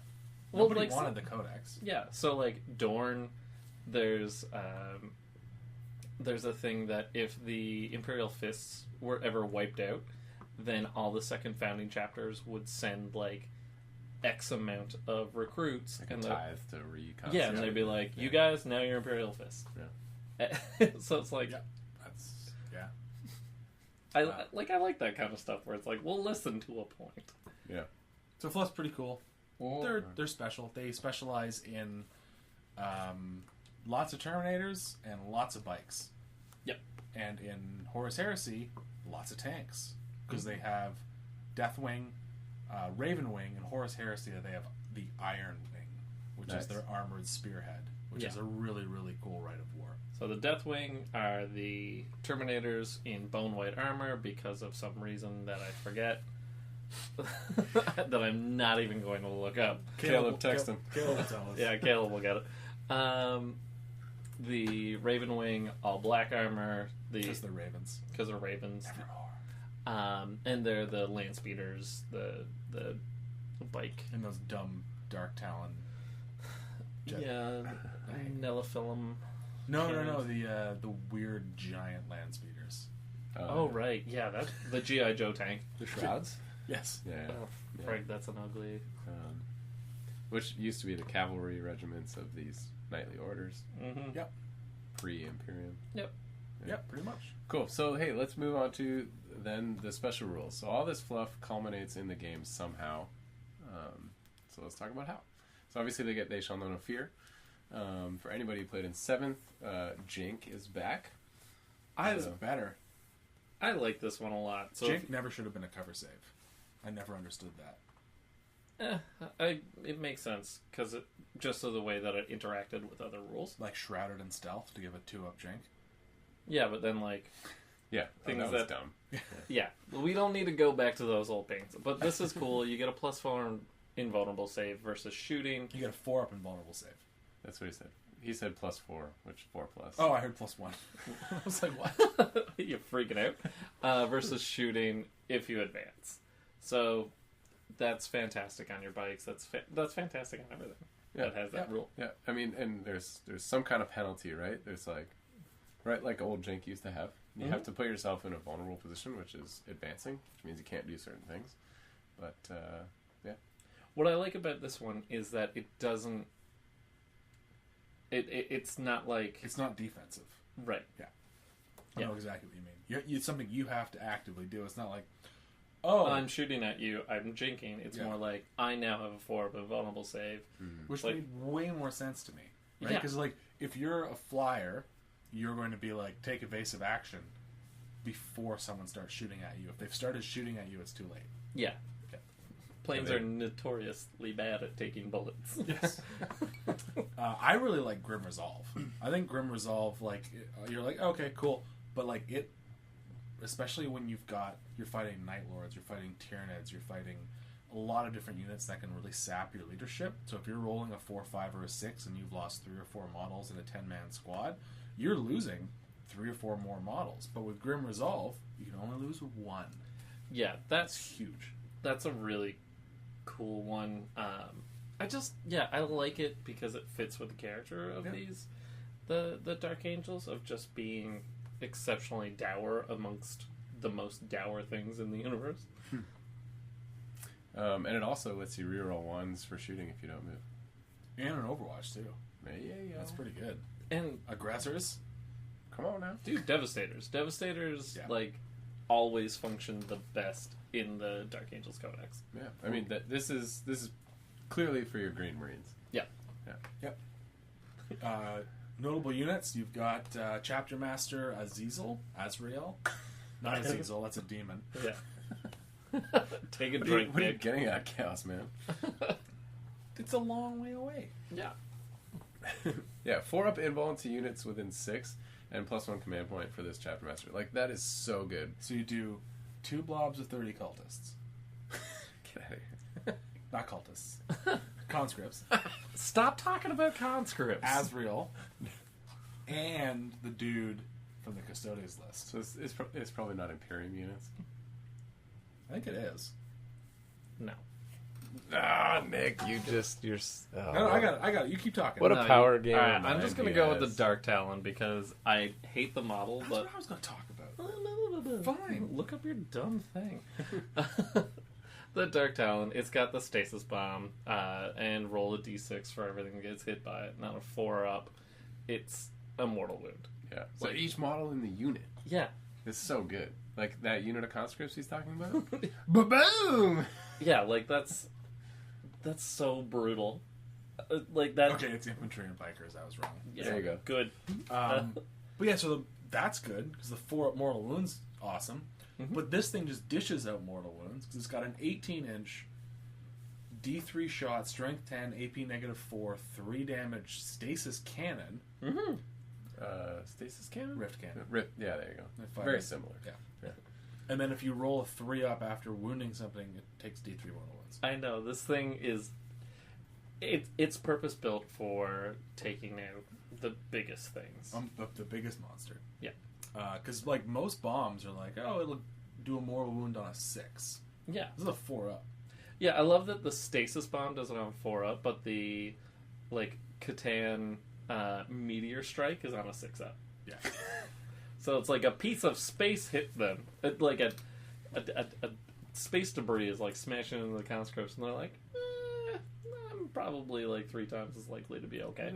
They're all up in their foxholes. But I guess. Stasis. I guess. Deathwing Knights, super cool. So they break the rule of damage from a single weapon can only be allocated to one model. So they're basically have, I think it's like... Yeah, the flail, though, is only on the sergeant. I think it's the other way around, isn't it? No. I checked it out. Okay. Yeah, so the maces are basically almost like Thunderhammers, but with no -1 to hit penalty. And the flail is on the unit champion, and the damage spills over for that one. That's like such a rad ability. Like, Yeah. it stops your Terminators from getting tar pitted as much. Oh yeah, certainly helps with that. Mhm. Yeah, I mean he's probably got, I don't know, 2-3 attacks. I mean that's 6 damage you could pour out. Yeah, Yeah. 3 attacks. And Yeah, just you're like right, yeah.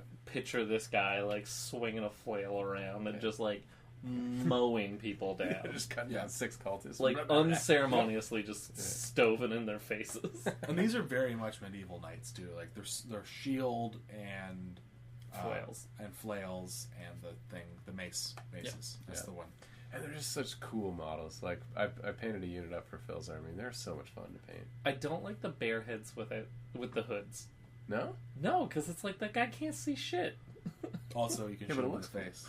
Yeah, Yeah. it does look cool, but it looks very Judge Dredd to me.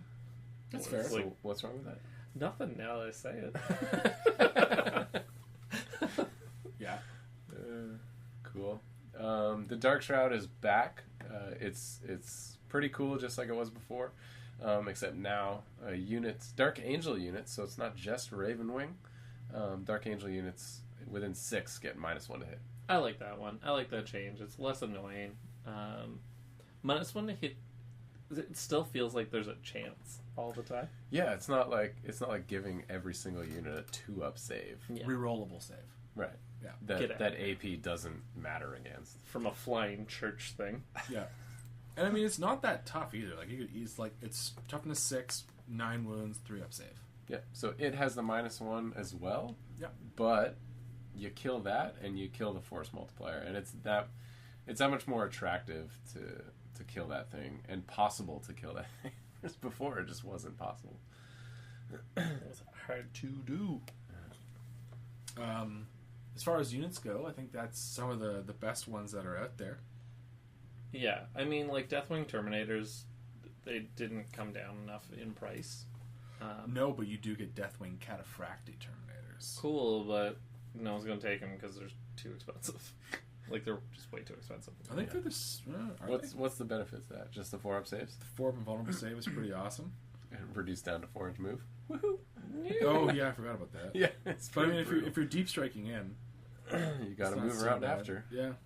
After you kill your one unit you went to kill.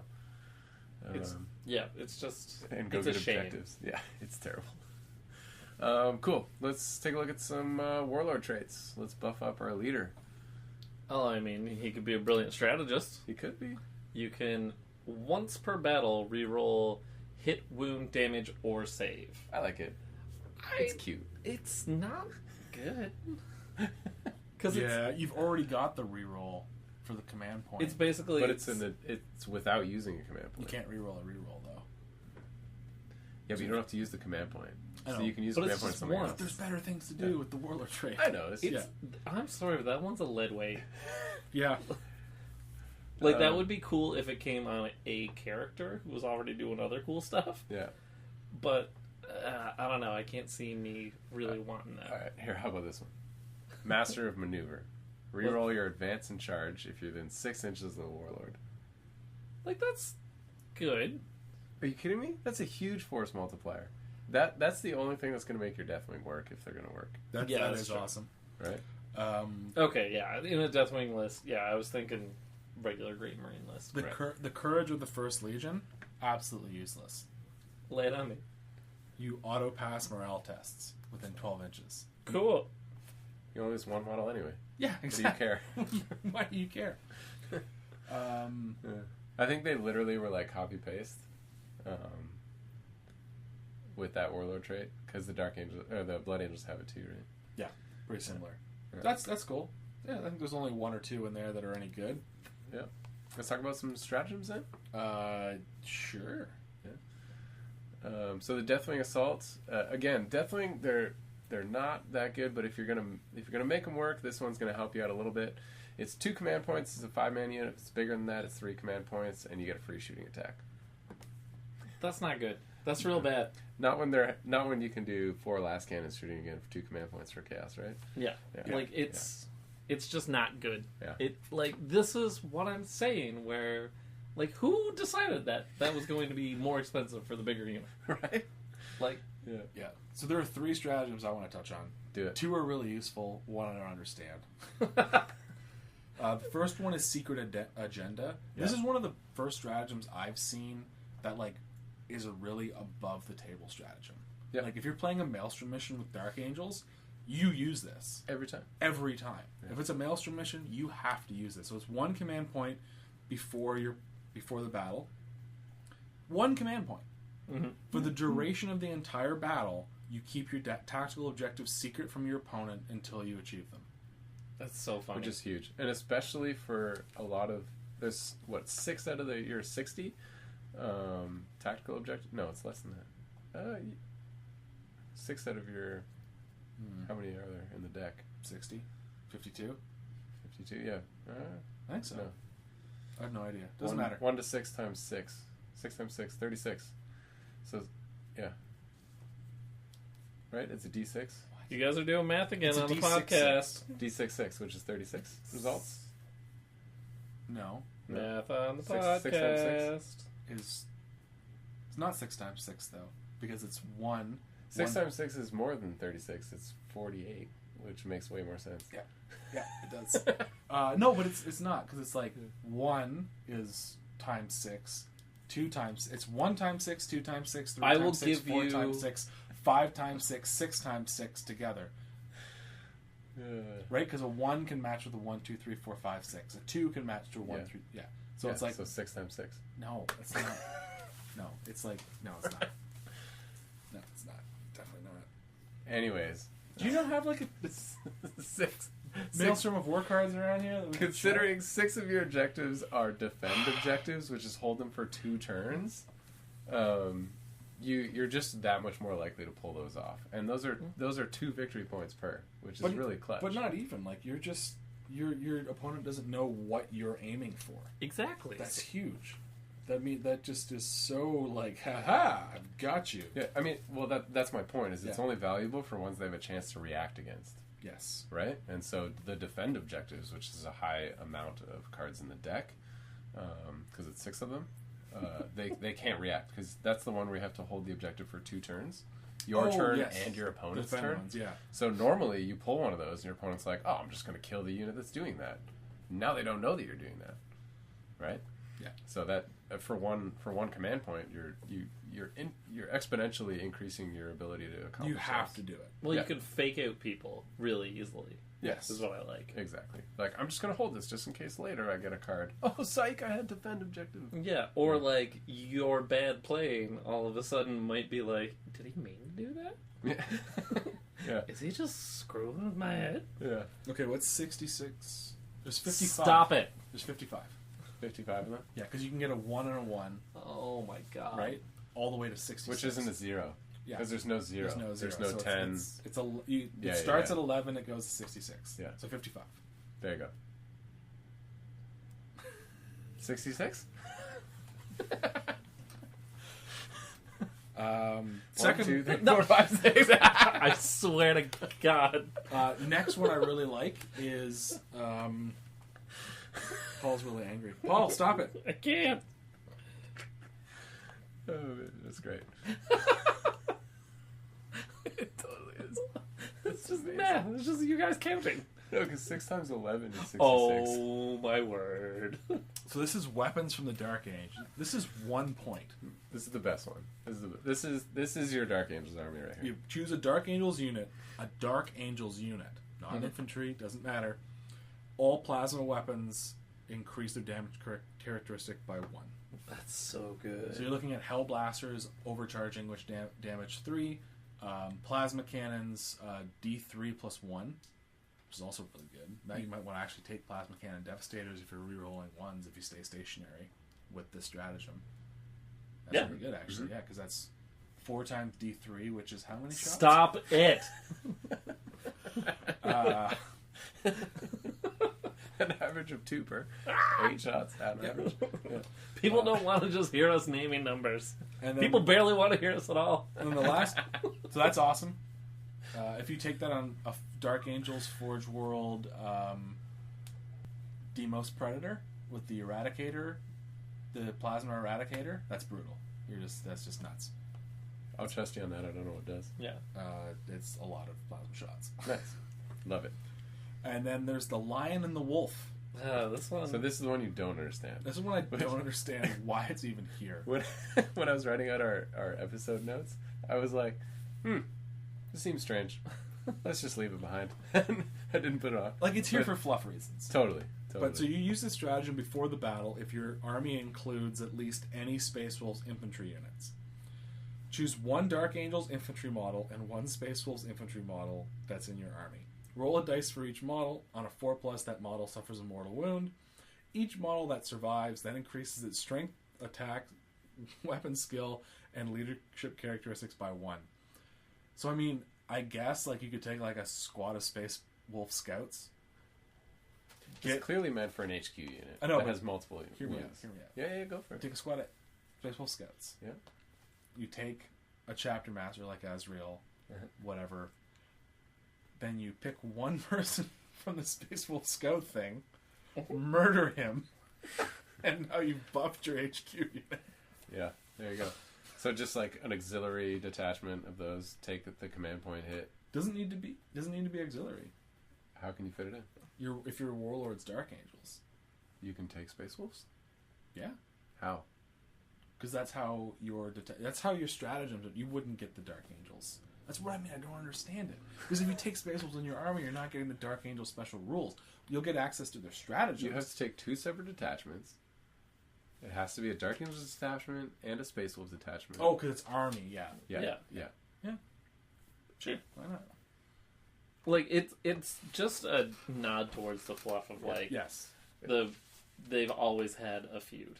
Yep. And in my mind, it's like you have a patrol and a patrol, or battalion and a patrol, right? And the HQ of each one of those takes the hit, and if they don't take the hit, they get buffed. Yeah. Right. Then there's one more I want to touch on quickly that I just saw now. I realize is super powerful. It's called Hunt the Fallen. It's 1 command point. Use it at the start of the battle. Select an infantry character in your opponent's army. That model is suspected to know the whereabouts of a fallen. Increase the model's attack's characteristics by 1. Whoa. But all Dark Angels units that target it, all Dark Angels units, reroll failed hit rolls.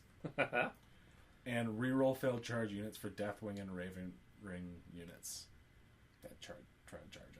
Yeah, it's super awesome. You're out to kill a character. Yeah. Yeah, it's great.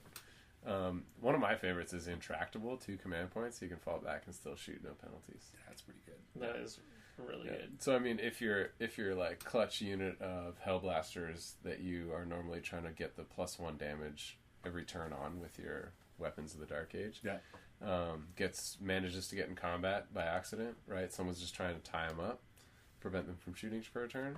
Step back and vaporize them. Or a Land Raider. Yeah. I mean, this whole variety of uses, right? But I mean, just playing off of how you're maybe designing your army based on the other strategy. Because it's Dark Angels unit again. It's not just infantry, so it's anybody. Yeah, there you go. Which is super good. Cool. And then if you're going Raven Wing specific, Speed of the Raven, 1 command point. Your Raven Wing unit can advance, still shoot, and charge. Does that mean it has a 4-up invulnerable save in combat? No. No, That's only versus shooting. Yeah. Jinx specifically says versus shooting. Okay, good. I was worried for a second. Yeah, calm down, my dude. Cool. All right, so let's move on to some relics. The Eye of the Unseen is just rad. -1 leadership to units and characters in at least 3 inches. Yeah. Does an eye see And itself? what else? Wait, what else does it do? Oh, they fight last. Characters fight last. I didn't even see that. It's amazing. That's so annoying. Yeah, you're like going for that warlord on warlord action, right? Hot warlord bumping warlord. Yeah, I mean, you could totally see. Yeah, you just got this crazy badass character hanging out in the Azrael bubble with the gun line, right? Going like, "What up?" And a character charges in, and this buddy's sitting right beside Azrael. He's like, "I got to get rid of that 4-up invuln." And your dude's sitting there going, "No, I got this." What gets worse? So wait. Enemy characters that start the fight phase within 3 inches of the bearer can only be chosen to fight after all other eligible units have made their attacks. Even if they charged or have an ability to fight first. That hurts me. Yeah. Poor Muffin. Yeah. That really hurts me. Yeah, it overrides any attacking first thing, which is amazing. And it's not a relic that replaces any war gear you have. Yeah.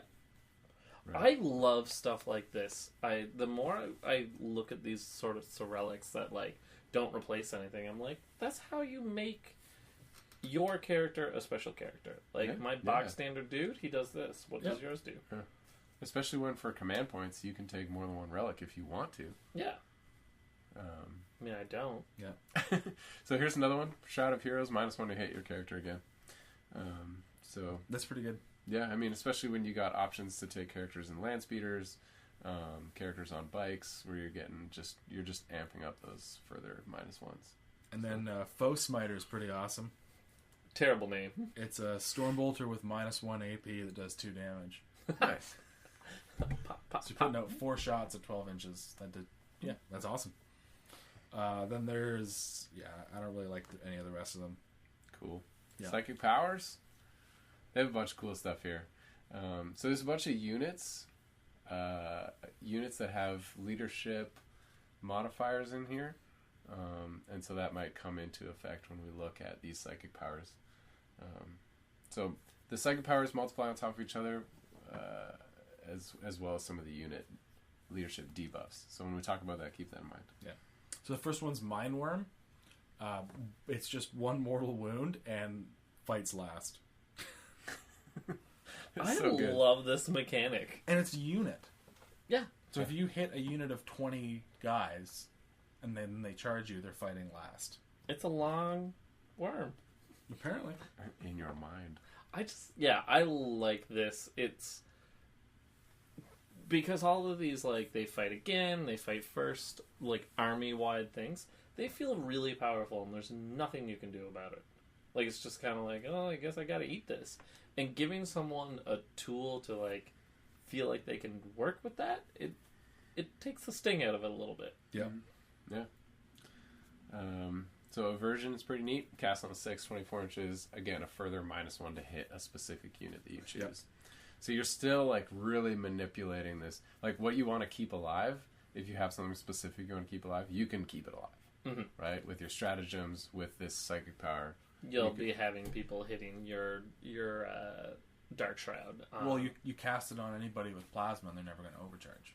You cast this on one of your own units. Yeah, they're -1 Nope. to hit. Yeah? Select an enemy unit within 24 inches Oh, until enemy, the next sorry. your psychic phase. Your opponent must subtract 1 from all to hit rolls made with that. There you go. unit. Yeah, Oh. cast it on a plasma unit. Yeah, There you go. cast it on a plasma unit or anything like that. That's great. Righteous Repugnance is when you want something really, really dead. Tell me more about Righteous You Repugnance. cast it on a friendly Dark Angels unit, and you can reroll all failed to hit rolls and to wound rolls for that unit's melee weapons, and then until the start of your next psychic phase. There you go. So bash. Oh, that'll kill somebody right good. Yeah. They'd be dead. Right good. So here come your leadership modifiers. So trephination, 7 to cast, 18 inches. Leadership. It's a leadership roll off. So the psyker versus whoever you're casting it on. And this one you suffer the difference in mortal wounds. So if you stack up some of those units that subtract from leadership, I think it's a Nephilim jet fighter does that, as well as probably a couple other things. The Eye of the Unseen, the relic you mentioned, Paul. Yeah. You start stacking those things up, you just blow up a character, right? Yeah. It's the closest visible enemy unit though. That's fine. Yeah, it's still really good. You come up against them in combat, you make them strike last and -1 leadership, and then you blow his brain up. Or you roll 12. So here's the thing too. If you roll more than 10, you add 2. So if you roll 12, that's 14. There you go. You're just headbanging them. Yeah. Yeah, which is awesome. And then Mind Wipe. So this is 7 up again, 18 inches. It's a leadership roll off as well. But you lose the difference in stats. Leadership specifically. So you can just keep compounding these, right? So you lose the leadership stats, and then you could cast the Trephinate after and just make it even worse. And Mind Wipe is for the rest of the battle. So you basically, you chart an enemy, a model, not unit. Yeah, single model. So within 18 inches, so you can target characters. We both roll off, add our leadership values. If the Dark Angels player wins, the enemy model reduces its leadership, ballistic skill, and weapon skill by 1. Yeah. For the rest of the battle. So you just keep going on it, right? Yeah. I love how these. If you do that twice, I'd be Not nice. so angry. I love how these like psychic powers, the like fluff wise, they lend themselves to the idea of like interrogating people. Like imagine just it's called interomancy. like you're breaking people's minds. I-mance interrogation. We have to move on. That's it for Bangles and Dangles. Good codexes. It was fun. I mean, they're just Space Marine supplements. Yeah. They're cool. No, they're codexes in their own right. It's just that they use the same model range. It's not like a mini codex. You could do a mini codex though. You say use the Space Marine codex, and here's 4 units and special rules to use with the Space Marine codex. Yeah, but then you gotta buy 2 books. That's annoying. Oh, that's what Games Workshop should have done. No, they did that in 3rd edition. It was super awful. annoying. It's awful, I know. So basically, Ultramarines has a codex, Blood Angels have a codex.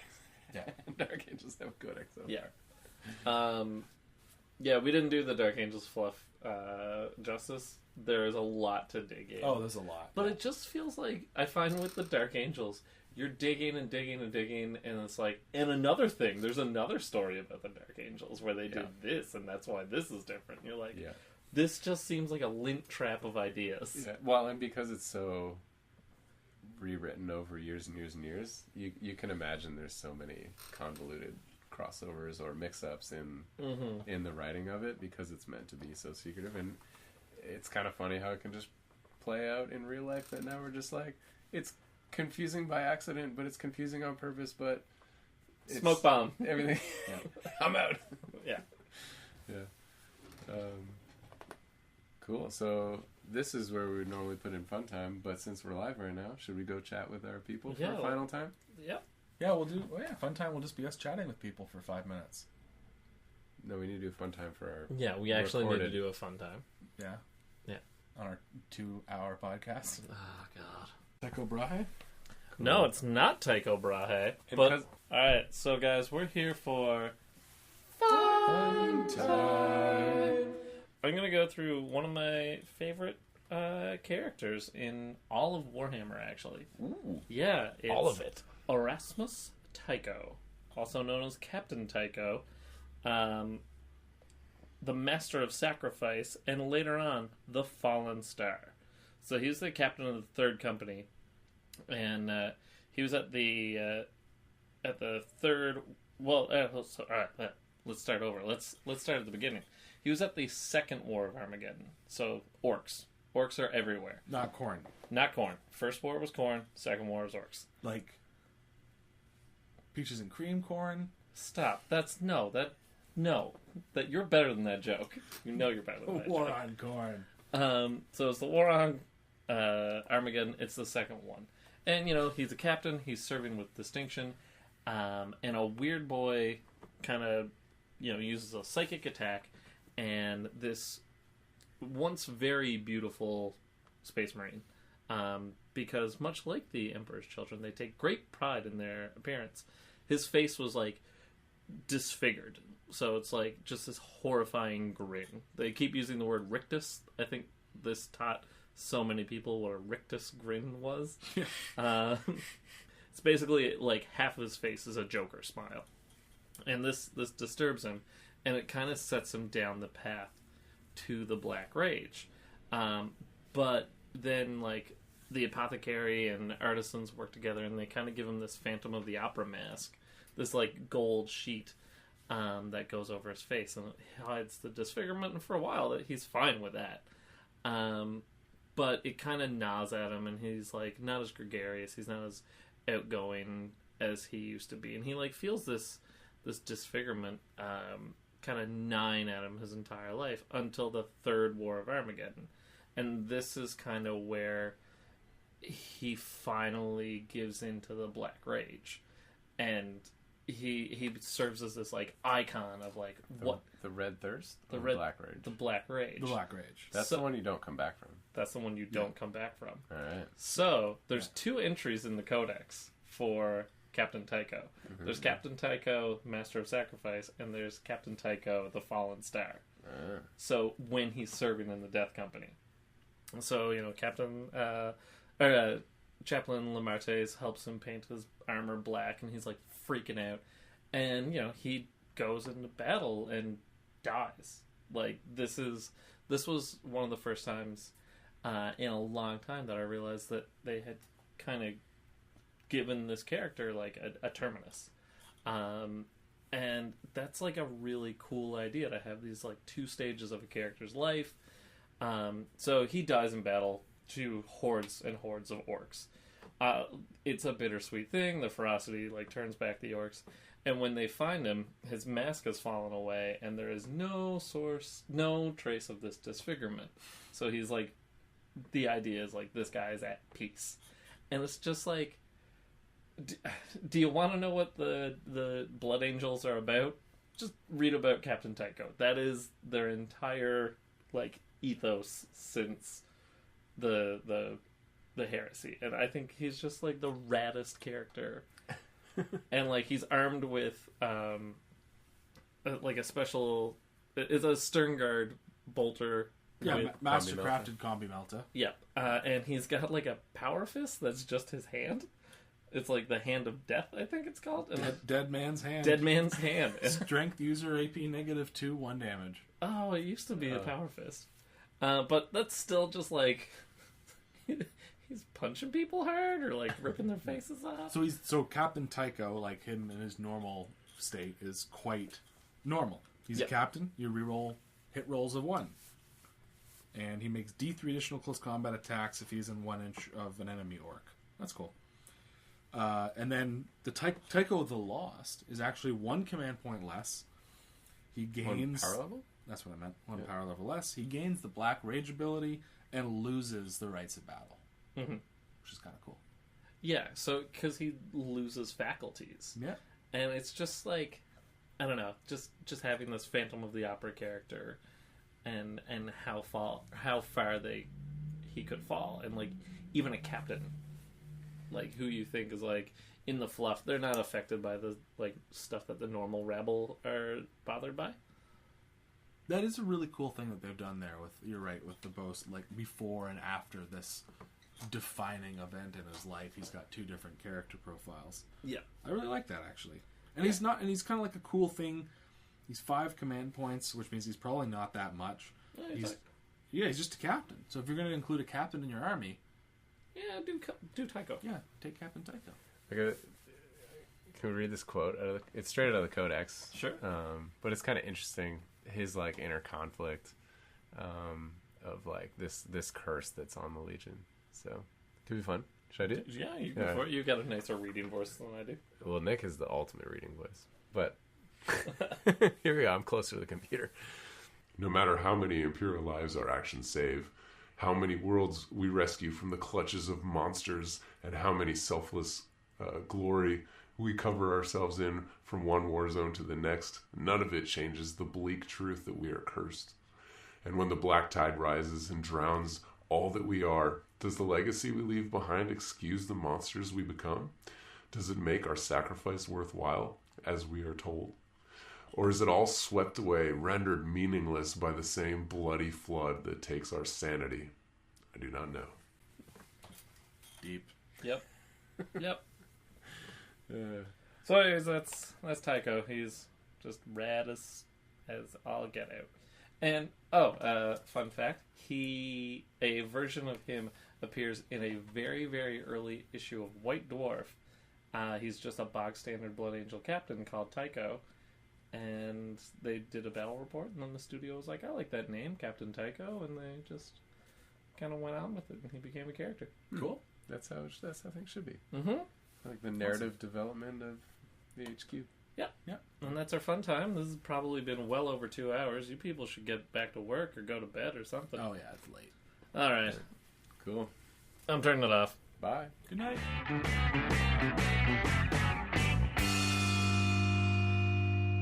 That's Pod Race.